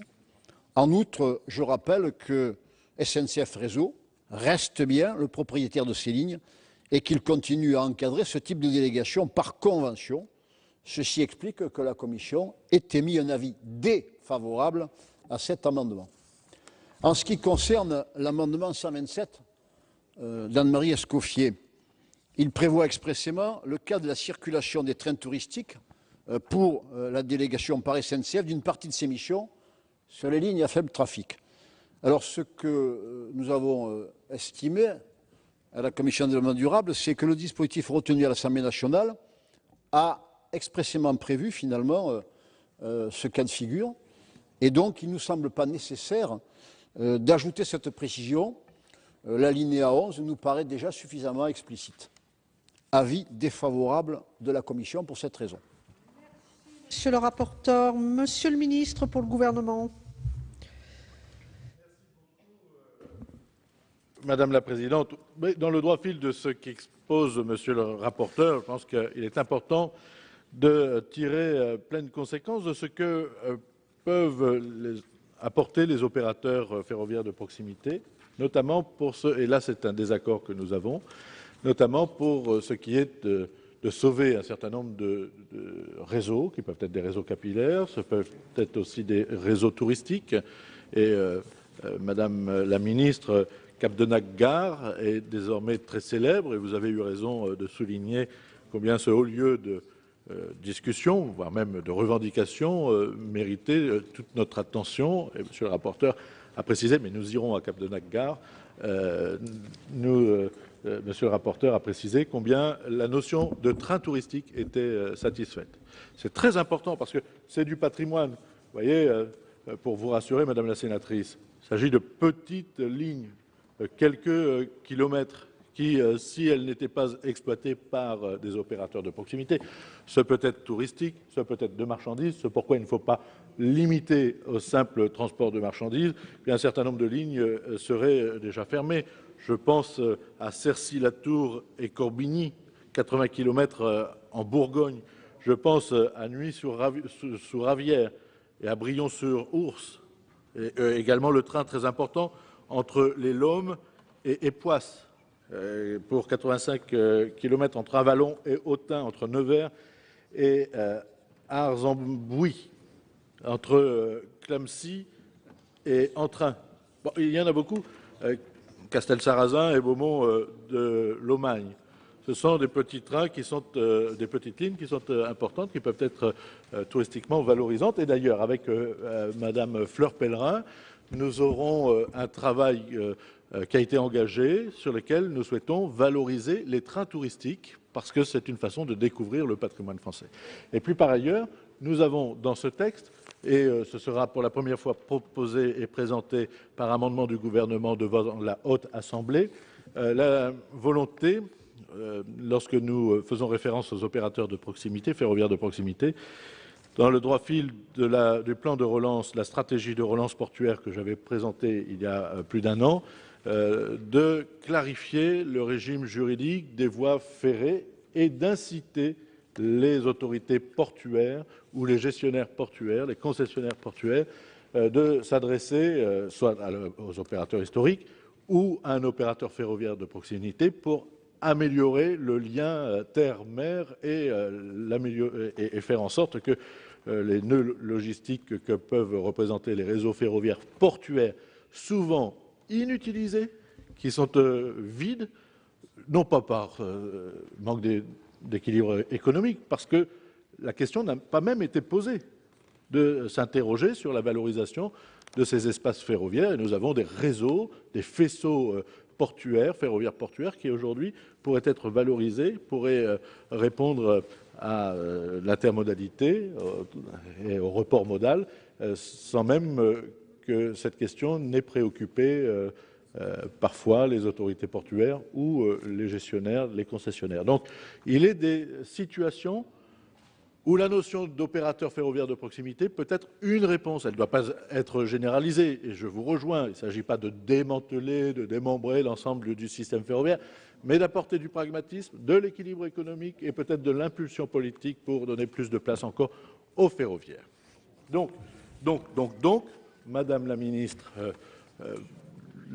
l'amendement est satisfait, donc peut-être retrait, puisque satisfait, mais enfin, et puis avis défavorable, veuillez m'en excuser, mais c'est pour nous là vraiment une différence sensible d'approche. Madame Escoffier, vous avez été sollicitée. Je suis persuadée que tout le monde aura compris que je voulais défendre les grands sites midi-pyrénéens et à l'intérieur des grands sites midi-pyrénéens, Cap de Naggar.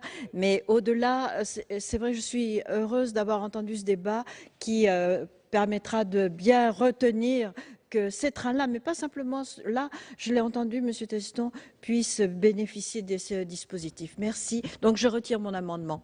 Merci Madame la Ministre. Donc cet amendement 127 rectifié votre collègue est retiré. Madame Giraud, excusez-moi. Je voulais, excusez-moi, Monsieur le Ministre, je trouve que vos précisions sont extrêmement importantes et je crois qu'il faut effectivement se donner de la souplesse.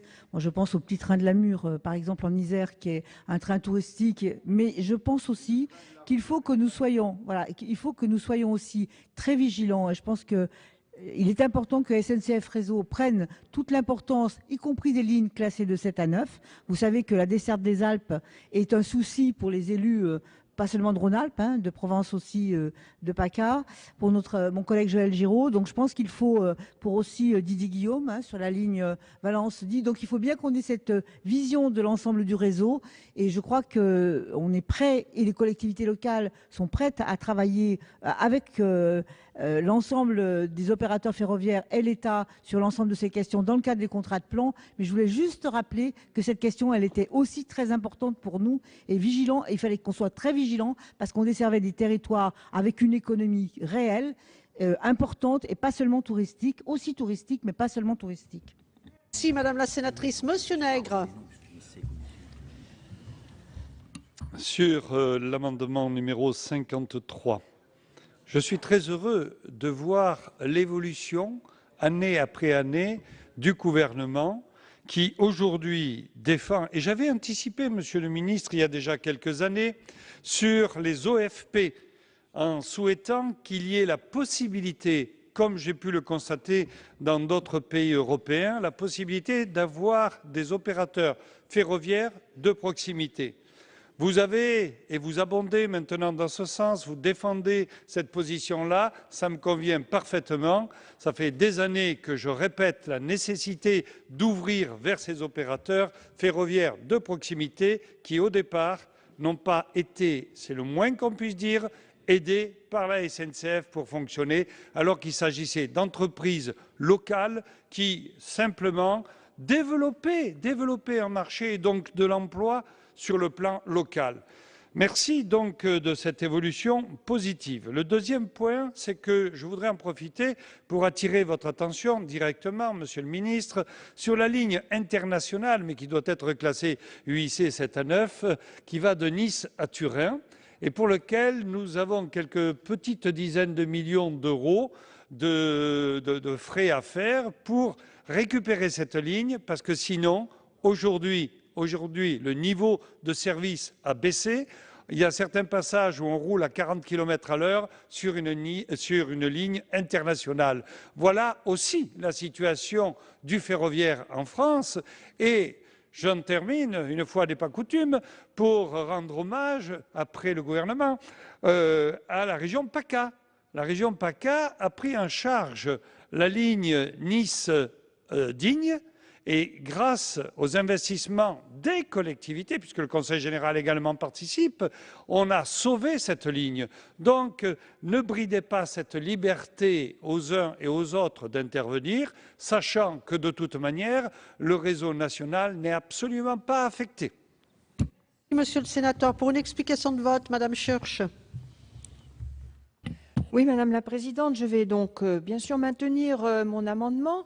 Car j'estime, si vous voulez, que dans cet alinéa, nous ne définissons pas très clairement les lignes à faible trafic, parce qu'on me dit c'est les petites lignes touristiques par-ci par-là. Ben d'accord, mais moi qui viens de Montluçon, j'utilise une ligne à faible trafic qui est toujours en déshérence, qui est mal, qui ralentit très très souvent. Enfin, on a quand même beaucoup de dysfonctionnements. C'est une ligne à faible trafic. Donc, je suis interrogative et je continue de... Je pense que nous aurions pu retirer cet amendement si, Monsieur le ministre, vous nous aviez proposé réservé, par exemple, à des fins touristiques, voyez-vous. Mais quand il s'agit de transport de voyageurs ou de fret, nous ne pouvons pas l'accepter. Monsieur Nègre, je vous comprends aussi dans votre logique. Nous avons une constance aussi, qui est toujours la même. Je crois qu'on se rejoint sur la constance, au moins, de façon très éloignée. Et donc... Je vais maintenir cet amendement car je suis inquiète et nous sommes inquiets pour toutes les lignes à faible trafic et il y en a un très grand nombre. Merci Madame la sénatrice. Je mets donc aux voix l'amendement numéro 53 qui a reçu 2 avis défavorables de la Commission et du gouvernement. Qui est pour? Qui est contre? Cet amendement n'est pas adopté. Nous avons en discussion commune 6 amendements concernant l'article 2. Je donne la parole pour l'amendement numéro 51 à Madame Schurch. Oui, Madame la Présidente, par cet amendement, nous souhaitons, en cohérence avec la position que nous avons soutenue à l'article 1er, supprimer la possibilité offerte par le présent article d'une contractualisation directe entre l'État et SNCF Réseau. En effet, nous estimons que le contrat stratégique doit être conclu à l'échelle du groupe ferroviaire intégré et donc avec l'EPIC de tête. A fortiori, nous estimons que, tels que définis par le présent article, les objectifs assignés à ce contrat sont purement comptables et financiers, bien loin des missions de service public que doit remplir ce nouvel établissement public.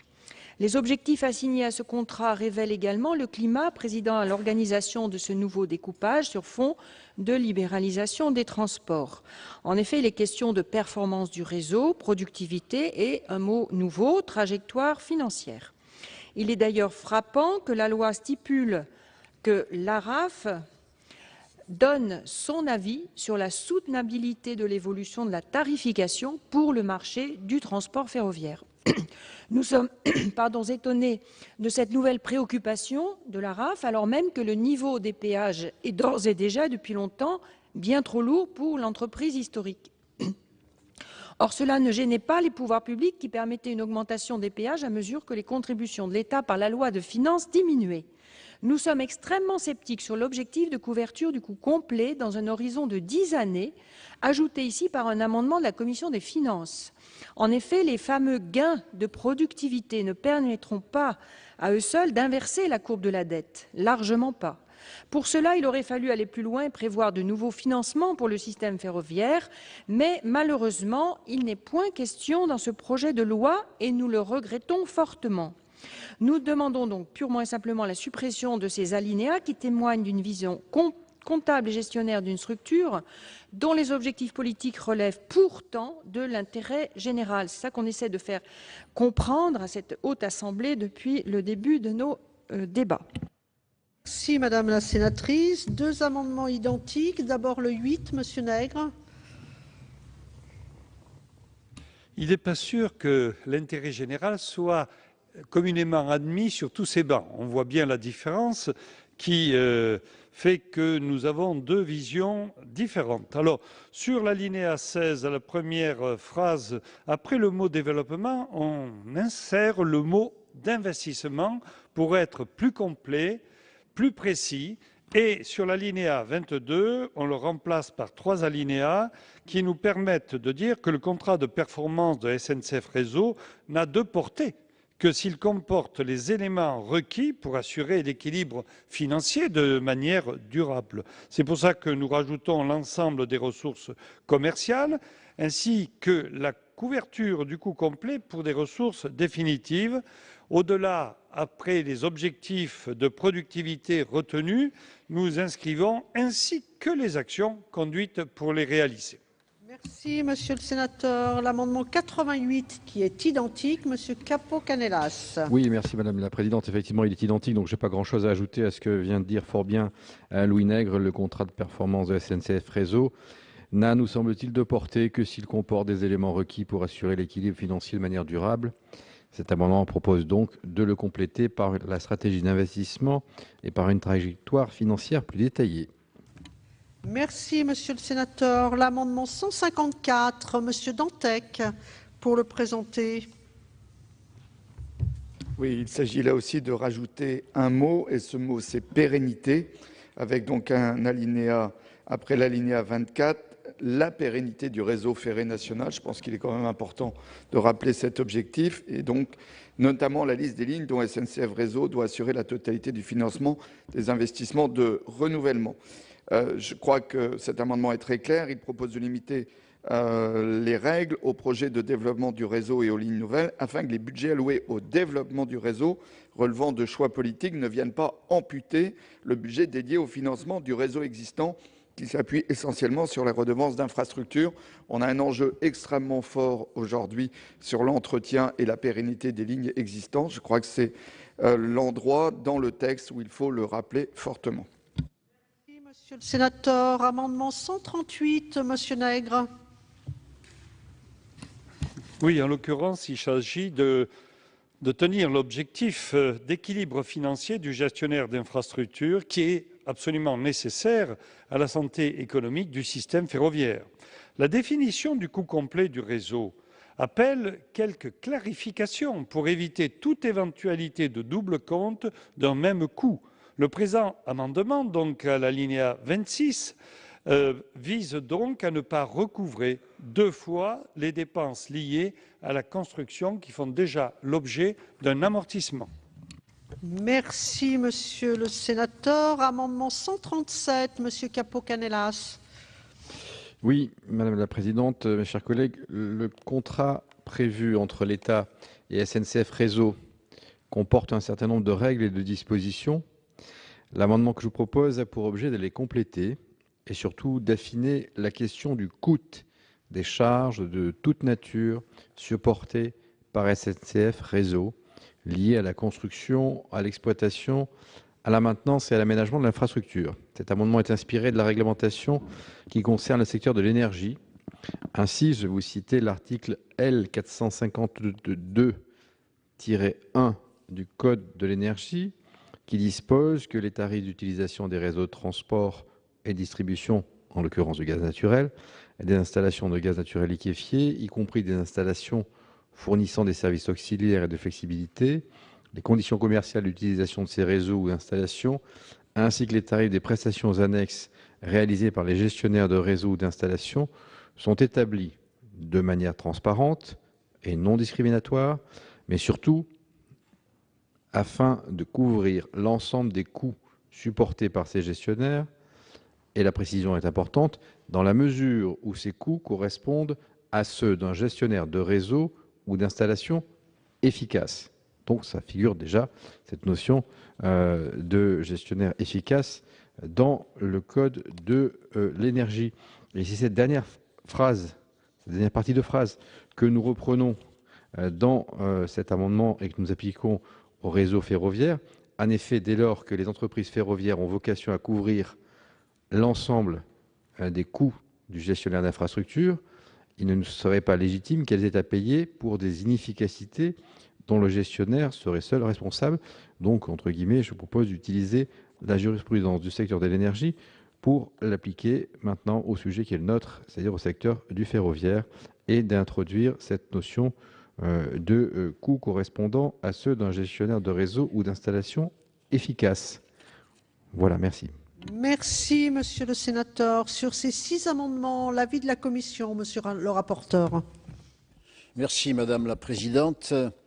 L'amendement 51 du groupe CRC vise à supprimer une partie des dispositions du contrat conclu entre SNCF Réseau et l'État relative à sa trajectoire financière et aux mesures prises par SNCF Réseau si une partie manque à ses obligations. Il supprime aussi l'avis de l'ARAF sur le contrat. La Commission du développement durable a considéré que le contrat entre SNCF Réseau et l'État, avec la définition conjointe d'une trajectoire financière à respecter, est un outil pertinent qu'il convient de conserver. Elle a donc émis un avis défavorable. L'amendement numéro 8 de Louis Nègre vise à compléter le contenu du contrat en insérant notamment le détail de l'ensemble des ressources de SNCF Réseau ainsi que le détail des mesures envisagées pour atteindre les objectifs de productivité fixés par le contrat. Très franchement, il paraît difficile de déterminer le niveau des ressources de SNCF Réseau sur une période de 3 ans et encore plus sur une période de 10 ans. La même question se pose d'ailleurs s'agissant des ressources commerciales. Dans ce cadre, entrer dans un tel niveau de détail ne semble guère pertinent. En ce qui concerne les objectifs de productivité, le contrat doit les fixer, certes, mais il revient ensuite à l'EPIC de s'organiser pour les atteindre. Avis défavorable de la Commission. L'amendement 88 de Vincent Capo-Canellas est identique, donc même avis défavorable de la Commission. L'amendement numéro 154 de Ronan Dantec et du groupe écologiste. C'est un amendement qui prévoit que le contrat conclu entre l'État et SNCF Réseau vienne fixer la liste des lignes dont SNCF Réseau doit assurer la totalité du financement des investissements de renouvellement. La rédaction adoptée par l'Assemblée nationale pour l'application de la règle de la maîtrise de l'endettement distingue déjà, d'une part, les investissements de renouvellement du réseau existant, qui doivent être assurés par les ressources de SNCF Réseau, les péages et les subventions, et d'autre part, les investissements de développement du réseau, auxquels s'applique plus précisément la règle d'or, entre guillemets, des maîtrises de l'endettement. Affirmer, comme le fait cet amendement, que la SNCF doit assurer la totalité du financement des investissements de renouvellement sans recours à des subventions publiques pourrait entraîner une forte augmentation des péages d'infrastructure, avec à terme des répercussions sur le prix du transport ferroviaire, sa compétitivité par rapport aux autres modes de transport et par conséquent aussi l'ampleur du trafic. Avis défavorable de la Commission. L'amendement numéro 138 de Louis Nègre propose une nouvelle définition du coût complet qui ne prend pas en compte les charges liées à la construction du réseau. La définition du coût complet prévue dans le texte ne revient pas à compter 2 fois les dépenses liées à la construction, comme semble le sous-entendre l'amendement. Il est important que les charges liées à la construction du réseau soient incluses dans le coût complet, sinon, monsieur l'auteur de l'amendement, le coût ne serait pas complet, il serait incomplet. Avis défavorable. L'amendement 137 de Vincent Capo-Canellas et du groupe UDI-UC vise à préciser que les seules charges correspondant à celles d'un gestionnaire d'infrastructure efficace sont incluses dans le calcul du coût complet du réseau. Adopter un tel amendement me paraît dangereux parce que cela reviendrait à remettre en cause les efforts réalisés par le gestionnaire d'infrastructure pour réduire l'augmentation des coûts. Cela paraît difficilement acceptable et d'ailleurs cela n'a pas été accepté par la Commission qui a émis un avis défavorable. Merci, monsieur le rapporteur. Avis du gouvernement, monsieur le ministre, sur ces 6 amendements. Devant la précision de l'explication de monsieur le rapporteur, nous émettons les mêmes avis. Merci, Monsieur le Ministre. Donc, je vais mettre aux voix ces différents amendements, commençant par l'amendement numéro 51, qui a recueilli 2 avis défavorables de la Commission et du Gouvernement. Qui est pour? Qui est contre? Cet amendement n'est pas adopté. L'amendement numéro 8, même avis défavorable de la Commission et du Gouvernement. Qui est pour, pardon. Qui est contre? Cet amendement n'est pas adopté. Même vote pour l'amendement numéro... Oui, même vote pour l'amendement numéro 88. Amendement numéro 154 de M. Dantec. Avis défavorable de la Commission et du Gouvernement. Qui est pour? Qui est contre? Cet amendement n'est pas adopté. Amendement numéro 138, 2 avis défavorables de la Commission et du Gouvernement. Qui est pour? Qui est contre? Cet amendement n'est pas adopté. Amendement numéro 137 de M. Capo-Canellas. Avis défavorable de la Commission et du Gouvernement. Qui est pour? Qui est contre? Cet amendement n'est pas adopté. Nous en venons à la discussion commune de 2 amendements. L'amendement numéro 52, c'est Madame Cohen qui le présente. Vous avez la parole, chers collègues. Oui, Madame la Présidente, je vous remercie. Par cet amendement, en continuité avec nos prises de position précédentes, nous estimons qu'il convient de supprimer au sein de cet article les dispositions relatives à la fameuse règle d'or ou règle prudentielle imposée au financement des infrastructures. Cet article prévoit ainsi que le financement futur des infrastructures sera soumis à des savantes règles de calcul, à des ratios permettant de limiter l'engagement financier de SNCF Réseau. Nous ne partageons pas cette démarche. En effet, nous considérons, au regard des besoins de financement, tant des infrastructures actuelles par la régénération que de nouvelles infrastructures, qu'il convient non de limiter ou de réduire les moyens, mais bien de trouver d'autres modalités de financement, de nouvelles ressources pour le système ferroviaire. L'absence de cette problématique au sein de ce projet de loi constitue d'ailleurs sa principale lacune, comme l'a souligné à plusieurs reprises ma collègue Mireille Schurch. De fait, cet article découle du refus de l'État de reprendre la dette ferroviaire à son compte. Il impose donc à SNCF Réseau une trajectoire financière censée éponger cette dette. Cela ne semble ni réalisable ni souhaitable. En effet, une telle règle d'or aura évidemment des incidences pour les usagers en termes de qualité de service, puisque clairement les engagements financiers seront moindres. Pourtant, il est indispensable de procéder à la régénération et de créer des lignes nouvelles, qui ne sont d'ailleurs pas forcément des lignes à grande vitesse, faut-il le souligner, mais comme d'ailleurs le propose la Commission Mobilité 21. À défaut de rénovation et selon les projections de l'École polytechnique de Lausanne, c'est l'essentiel du réseau qui deviendra impraticable et dangereux, ce qui à terme d'ailleurs conduira inévitablement à la contraction de réseau sur les axes les moins dégradés. Les choix opérés dans le cadre de ce projet de loi représentent ainsi un carcan pour les investissements. Ils obéreront demain directement les capacités de financement par SNCF Réseau. Or, comme le démontrent les analyses à propos de l'accident de Brétigny, le réseau est d'ores et déjà dans un état lamentable et cet engagement financier est nécessaire et urgent.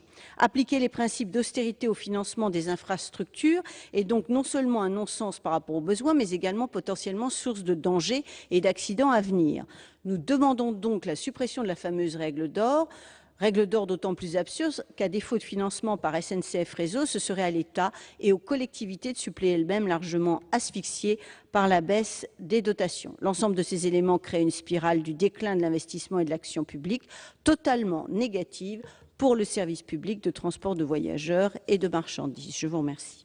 Merci Madame la Sénatrice. L'amendement 113 pour le présenter, Monsieur Capo-Canellas. Merci Madame la Présidente. Mes chers collègues, les alinéas 30 à 32 de cet article prévoient qu'un décret fixe les règles de financement des investissements de SNCF Réseau en vue de maîtriser sa dette. Il propose ainsi que les investissements de développement soient évalués suivant des ratios fixés par décret. Cet amendement a pour objectif de renforcer le rôle du Parlement en prévoyant que les ratios, notamment le ratio dette sur marge opérationnelle, permettant d'évaluer les projets d'investissement de développement du réseau ferré national, soient définis chaque année en loi de finances et non par décret. Ça permet au Parlement d'avoir voix au chapitre sur un sujet qui est quand même majeur, qui est celui du financement des projets d'investissement dans les infrastructures de réseau. Et je ne doute pas que le Sénat soit sensible à la capacité qui lui sera ainsi donnée d'avoir vos chapitres sur ce sujet majeur, faute de quoi nous constaterions ici les conséquences du décret et constaterions qu'il n'y a pas de marge de manœuvre le plus souvent. Le dépassement de ce ratio empêche toute participation de SNCF Réseau au financement de ces investissements. Alors, il s'agit simplement qu'il y ait un débat. Il ne s'agit pas forcément de faire que tous les ratios soient explosés, mais au contraire qu'on puisse avoir les termes du débat ici et pas subrepticement, et permettre ainsi aux parlementaires de s'exprimer et donc d'être responsables. Donc il vous est proposé que ce soit au stade de la loi de finances que ce ratio soit fixé chaque année, il sera voté par le Parlement, et il y aura donc un débat sur ce ratio chaque année. Merci, monsieur le sénateur. L'avis de la commission sur ces deux amendements, monsieur le rapporteur. Merci, madame la présidente. Avant de donner l'avis de la commission sur l'amendement 52, je voudrais m'adresser amicalement à Laurence Cohen en lui disant qu'on ne peut pas accepter l'affirmation selon laquelle le réseau ferroviaire français serait dans un état lamentable. Il y a eu dans le passé, et pendant plusieurs décennies, un sous-investissement pour la régénération de ce réseau. Et après les deux études qui ont été menées par l'École polytechnique de Lausanne, des efforts ont été engagés. D'ailleurs, monsieur le ministre a rappelé hier qu'il y a un grand plan de modernisation du réseau qui prévoit 15 milliards d'euros d'investissement sur 6 ans. Et donc, aujourd'hui, on sait qu'avec cet effort, on va progressivement pouvoir remettre à niveau, sur une période de 10 ans, l'intégralité ou une très grande partie du réseau classique. Donc, je pense qu'il est important de le rappeler. Il y a eu certes la catastrophe de Brétigny, il y a effectivement peut-être un certain nombre d'améliorations à apporter sur ce réseau, mais dire que tout le réseau serait dans un état lamentable, je ne peux pas l'accepter en tant que rapporteur de ce projet de loi. Ceci étant, j'en viens maintenant à l'amendement numéro 52, par lequel le groupe CRC propose de supprimer, finalement cela revient à ça, en supprimant les alinéas 29 à 36, la règle de maîtrise de l'endettement du réseau. Or, cette règle de maîtrise de l'endettement du réseau est un des outils proposés par le projet de loi pour lutter efficacement contre la dérive de l'endettement du réseau. Donc nous ne pouvons pas laisser de côté cette question essentielle d'endettement du réseau. Et c'est la raison pour laquelle la Commission a émis un avis défavorable. L'amendement 113 du groupe UDI-UC présenté par Vincent Capo-Canellas propose que les ratios établis dans le cadre de la règle de maîtrise de l'endettement ne soient pas définis par décret, mais chaque année en loi de finances. Alors la Commission a considéré que le calcul des ratios est un sujet extrêmement technique. En outre, il est apparu aussi que ces ratios devaient être fixés dans une perspective pluriannuelle et non annuellement. Et donc leur présentation en loi de finances ne semble pas la plus adéquate. C'est la raison pour laquelle la Commission a émis un avis défavorable. Merci, monsieur le rapporteur. Pour le gouvernement, l'avis du ministre. En quelques mots, Madame la Présidente, Mesdames, Messieurs les sénatrices et sénateurs, quelques mots puisque c'est un des axes importants de ce projet de loi, de prendre enfin pleine conscience de ce que nous avons comme difficulté de financement des infrastructures de transport ferroviaire et surtout de ne pas tomber dans les mêmes travers de ce que nous avons connu les années précédentes. Ce rapporteur a rappelé les mesures d'urgence qui ont été prises à la fois sur le grand plan de modernisation des infrastructures et du réseau, 2,5 milliards, et immédiatement après Brétigny, les sommes qui ont été consacrées, 410 millions pour les vérifications et travaux d'urgence, évidemment. Mais pourquoi en sommes-nous arrivés à cette situation? Tout simplement parce que l'on a considéré que, sous prétexte qu'il s'agissait d'opérateurs publics, on pouvait s'affranchir de toute rigueur financière, que l'on pouvait laisser aux générations futures, à ceux qui auraient la charge de succéder aux personnes prenant des décisions, les modalités de financement de ce qui n'était pas finançable. Prenons l'exemple des 4 lignes LGV. Les 4 lignes LGV, concomitamment, ont amené à ce que nous n'ayons pas la possibilité de supporter sauf à faire porter le financement sur de l'emprunt et donc sur de la dette, nous ne pouvions pas avoir l'équilibre économique de ces infrastructures lancées. Et cela s'est traduit au détriment du réseau, au détriment de l'entretien, de la modernisation, de l'existant. Nous réorientons cela, je l'ai indiqué, avec le souci de ligoter le dispositif par cette fameuse règle d'or. Le principe, c'est que la mission d'SNCF Réseau soit axée sur le financement de l'existant, la modernisation, le renouvellement, et que dès lors qu'il y aurait des investissements d'infrastructures nouvelles, celles-ci devaient être conditionnées, ces investissements doivent être conditionnés à la capacité pour SNCF Réseau de pouvoir financer. Si tel n'est pas le cas, il ne s'agit pas de refuser l'infrastructure et l'investissement, mais c'est tout simplement d'inviter celles et ceux des autorités décisionnaires d'assumer le choix que l'on fait porter sur SNCF Réseau, c'est-à-dire de le financer, en lieu et place de SNCF Réseau qui ne pourra pas le financer.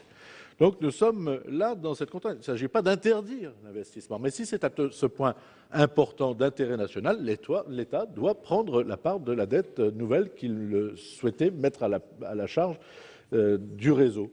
Si ce sont des investissements intéressants, les collectivités locales, celles-ci prendront, à défaut de capacité pour RFF de supporter la dette nouvelle, eh bien, devront en prendre pleine responsabilité. Voilà, donc je m'en tiens à cette explication. Cette règle d'or est très importante parce que nous faisons œuvre de responsabilité par rapport aux générations qui viennent. Notre objectif est la stabilisation à 10 ans de la dette. C'est un processus long, mais ce sont des pareils garde-fous qui permettront d'assurer une remise en perspective d'une trajectoire financière qui n'a été, il faut le dire, que victime d'inconséquences des choix politiques. Or, lorsqu'il y a des choix politiques, ils doivent être assumés, ils doivent être financés et ils ne peuvent pas se traduire par une course en avant qui touche à la sécurité, qui touche à la qualité des infrastructures et qui touche au cœur de métier des gestionnaires de réseau. Merci, Monsieur le Ministre. J'ai une demande d'explication de vote de Madame Laurence Cohen.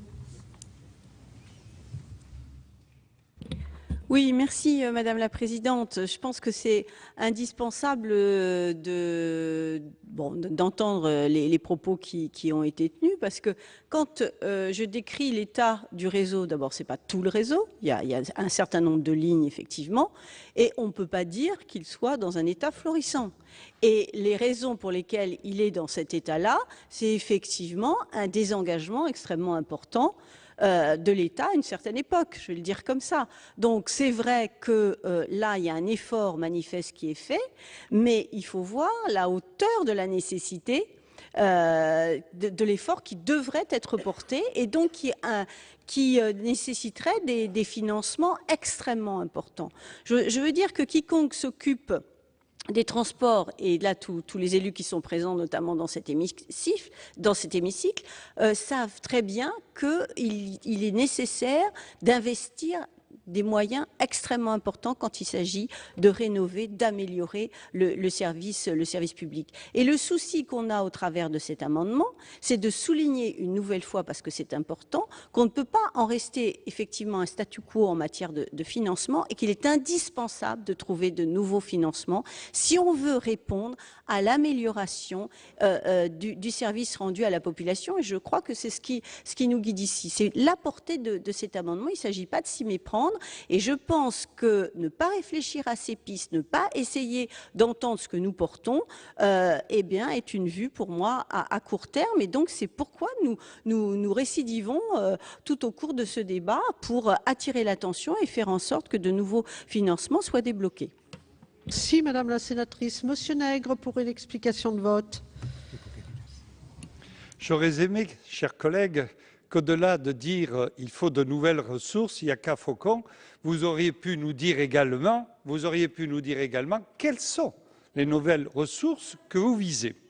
Moi, ce que je vais dire, c'est que l'état du réseau dégradé ne date pas d'aujourd'hui. Déjà, dès 2005, tout à fait. Non, mais attendez, il faut être honnête, Monsieur le Ministre. Il faut dire la vérité. Bon. Donc, l'état du réseau, en 2005, l'École polytechnique de Lausanne nous alerte sur l'état du réseau et nous dit qu'on est en voie, justement, de délabrement. Bien. En 2012, chers collègues, l'École polytechnique de Lausanne rappelle que nous avons fait des progrès, mais ils sont bien insuffisants et même la Cour de compte s'y met. Donc, nous avons un réseau qui a vieilli, un réseau sur lequel nous avons mis l'essentiel de l'argent et tout le monde, tout banc confondu, hein, on a effectivement soutenu à fond le TGV, on a oublié en partie le réseau classique. Et j'ai même, à ce niveau-là, une observation un peu taquine, voire critique, à l'égard de la CGT, qui fait grève à tout bout de champ, et qui aurait dû, puisque ce sont les cheminots qui sont sur le terrain, qui aurait dû dire depuis longtemps au pouvoir politique « je fais grève parce que le réseau classique s'effondre sous mes yeux ». Eh bien, je n'ai pas vu la grève de la CGT pour alerter les pouvoirs publics là-dessus. Donc, sur l'état du réseau, ce que nous constatons, sur l'état du réseau, madame, ce que nous constatons, c'est qu'aujourd'hui, il y a un effort conséquent qui est fait, il y a 1000 chantiers, on n'a jamais autant investi, et donc, à partir de là, vous avez des conséquences heureuses. On est en train de récupérer le réseau tous ensemble, mais le réseau continue à vieillir jusqu'en 2018. Donc, il va encore continuer. Monsieur le ministre, je ne vous ai pas interrompu. Moi, voilà, moi, tout de suite, il faut tirer la couverture à soi, il faut espérer vivre encore un peu. Bon, écoutez, c'est le peuple qui décidera, c'est ni vous ni moi. On verra bien quel sera l'avenir de ce gouvernement. Bien. Donc, ceci étant, on constate que des efforts conséquents sont faits aujourd'hui. L'AFIT s'est engagé. Vous savez qu'on manque d'argent au niveau de l'agence de financement, suite effectivement à la suspension malheureuse, Monsieur le ministre, de l'écotaxe, où j'ai constaté que vous aviez dû reculer face à une levée de fourches bretonnes. Alors je me demande quand... Oui. Mais bon, ces fourches bretonnes nous ont amené à une situation aujourd'hui où il nous manque dans les caisses au minimum 800 millions d'euros qu'on a perdus. Parce que s'ils ne sont pas rentrés dans les caisses de l'État, au sens large, et donc dans nos infrastructures, ces 800 millions sont ailleurs. Et sur 2 ans, j'ai compté, ça fait 1,6 milliard quand même. Alors, à force effectivement de prendre des positions de suspension de taxes qui a été votée à l'unanimité, on en arrive là. Le deuxième point, les ressources nouvelles. C'est quoi les ressources nouvelles? Bien, les ressources nouvelles... Eh bien, vous avez par exemple la fraude. Là encore, tout à l'heure, je disais, qui parle des usagers. Eh bien, la fraude, c'est 400 millions d'euros. 400 millions d'euros uniquement sur 2 opérateurs. Uniquement sur 2 opérateurs. Et là, le GART, je pense que le ministre aussi, nous nous retrouvons tous sur la même ligne. Il n'y a aucune raison qu'il y ait 400 millions de fraude. Parce que les 400 millions vont manquer dans les infrastructures et on va faire payer les 400 millions à ceux qui, eux, payent. Bon, c'est incivique au possible. C'est une fraude, donc c'est condamnable et je dirais qu'il faut travailler davantage en France sur cet aspect. Il y a certains pays au monde dans lesquels il y a quasiment zéro fraude. Quasiment zéro fraude. Pourquoi acceptons-nous? Pourquoi notre pays accepte ces centaines de millions de fraude? Ça, c'est une question, la première. La deuxième, excusez-moi. La deuxième, c'est la clientèle pour laquelle on paye 30% aujourd'hui et c'est vraisemblablement un des taux les plus bas d'Europe. Et troisièmement, la productivité qu'il faudrait augmenter. Merci, Monsieur Capo-Canellas. Merci Madame la Présidente. Je souhaitais revenir sur, en explication de vote sur le 113, dont je rappelle qu'il vise à permettre au Parlement de débattre tous les ans sur le fameux ratio qui sera opposé à SNCF Réseau dans le financement des investissements. Ce point est un point important parce que si le ratio est fixé par décret, le Parlement constatera qu'il n'y a rien à débattre, qu'il n'y a pas lieu de débattre. Et il n'y aura aucune discussion sur l'opportunité de financer ou pas des projets parce que le décret aura fixé la toise et donc Bercy aura estimé à notre place que le débat est escamoté. Et donc, je comprends et j'admire notre rapporteur Michel Teston qui, avec talent et un brin de discipline quand même, est amené, grand talent, Monsieur le Président, effectivement, et un petit peu de discipline quand même, parce qu'effectivement, il faut soutenir l'exécutif et je le comprends. C'est toujours difficile d'être rapporteur. Il faut prendre en compte les différentes exigences et il le fait effectivement fort bien. Mais que la Commission nous invite à priver le Parlement du vrai débat sur le financement, là, j'ai quand même plus qu'un doute, une interrogation, et il me semble qu'il faut qu'on s'y arrête un petit peu. Alors, venir à nous dire que ce problème de ratio est très technique, et que donc, comme c'est technique et que c'est financier, on va priver le Parlement de la discussion sur le ratio, là, ça me sidère un peu. Malgré toute l'estime que j'ai pour Michel Teston et son talent, là-dessus, je pense que son talent s'épuise un peu parce que c'est quand même compliqué. Parce que dire qu'on ne peut pas le mettre en loi de finances parce que c'est technique et c'est financier, enfin, en tout cas, il a dit c'est technique du moins. La loi de finances ne comporte que des éléments techniques. Donc celui-ci en est un et pas sur un petit sujet. Et donc le Parlement se prononce sur le budget de l'État, il peut aussi se prononcer sur cette question-là. Je pense que ce point mérite d'être regardé. Est-ce que nous souhaitons, en tant que parlementaires, être dessaisis ou pas? C'est toute la question qui est posée au travers de cet amendement 113. Moi, je vous invite à le voter parce que c'est redonner au Parlement toute sa puissance sur la politique ferroviaire. Je vous remercie. Merci, Monsieur le Sénateur. Madame Didier, pour une explication de vote.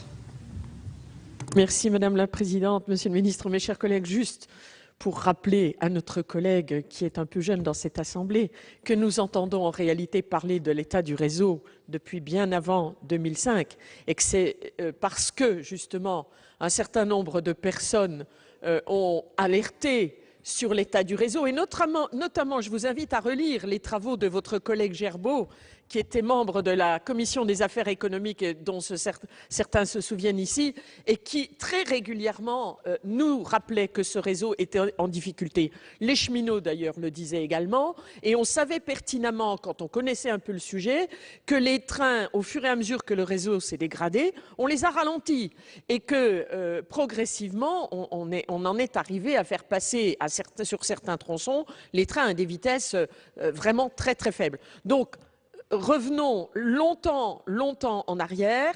C'est une responsabilité qui est celle de tous les gouvernements depuis très longtemps. Donc ça, il faut l'acter. De même que d'ailleurs le financement de l'AFITT. Ça ne date pas d'aujourd'hui que l'AFITT n'a pas les moyens. Dès le départ, on ne lui a pas donné les moyens. Qui a créé l'AFITT? Donc, voyons, je pense qu'il faut qu'on revienne à des propos raisonnables dans cette Assemblée et qu'on évite de tout le temps renvoyer les responsabilités parce que là, franchement, pas grand monde est clair sur ce sujet. Nous quittons l'hémicycle du Sénat. Merci à vous d'avoir suivi cette séance. Prochain rendez-vous avec les travaux parlementaires cet après-midi à partir de 15 h. Les sénateurs poursuivent l'examen de la réforme ferroviaire.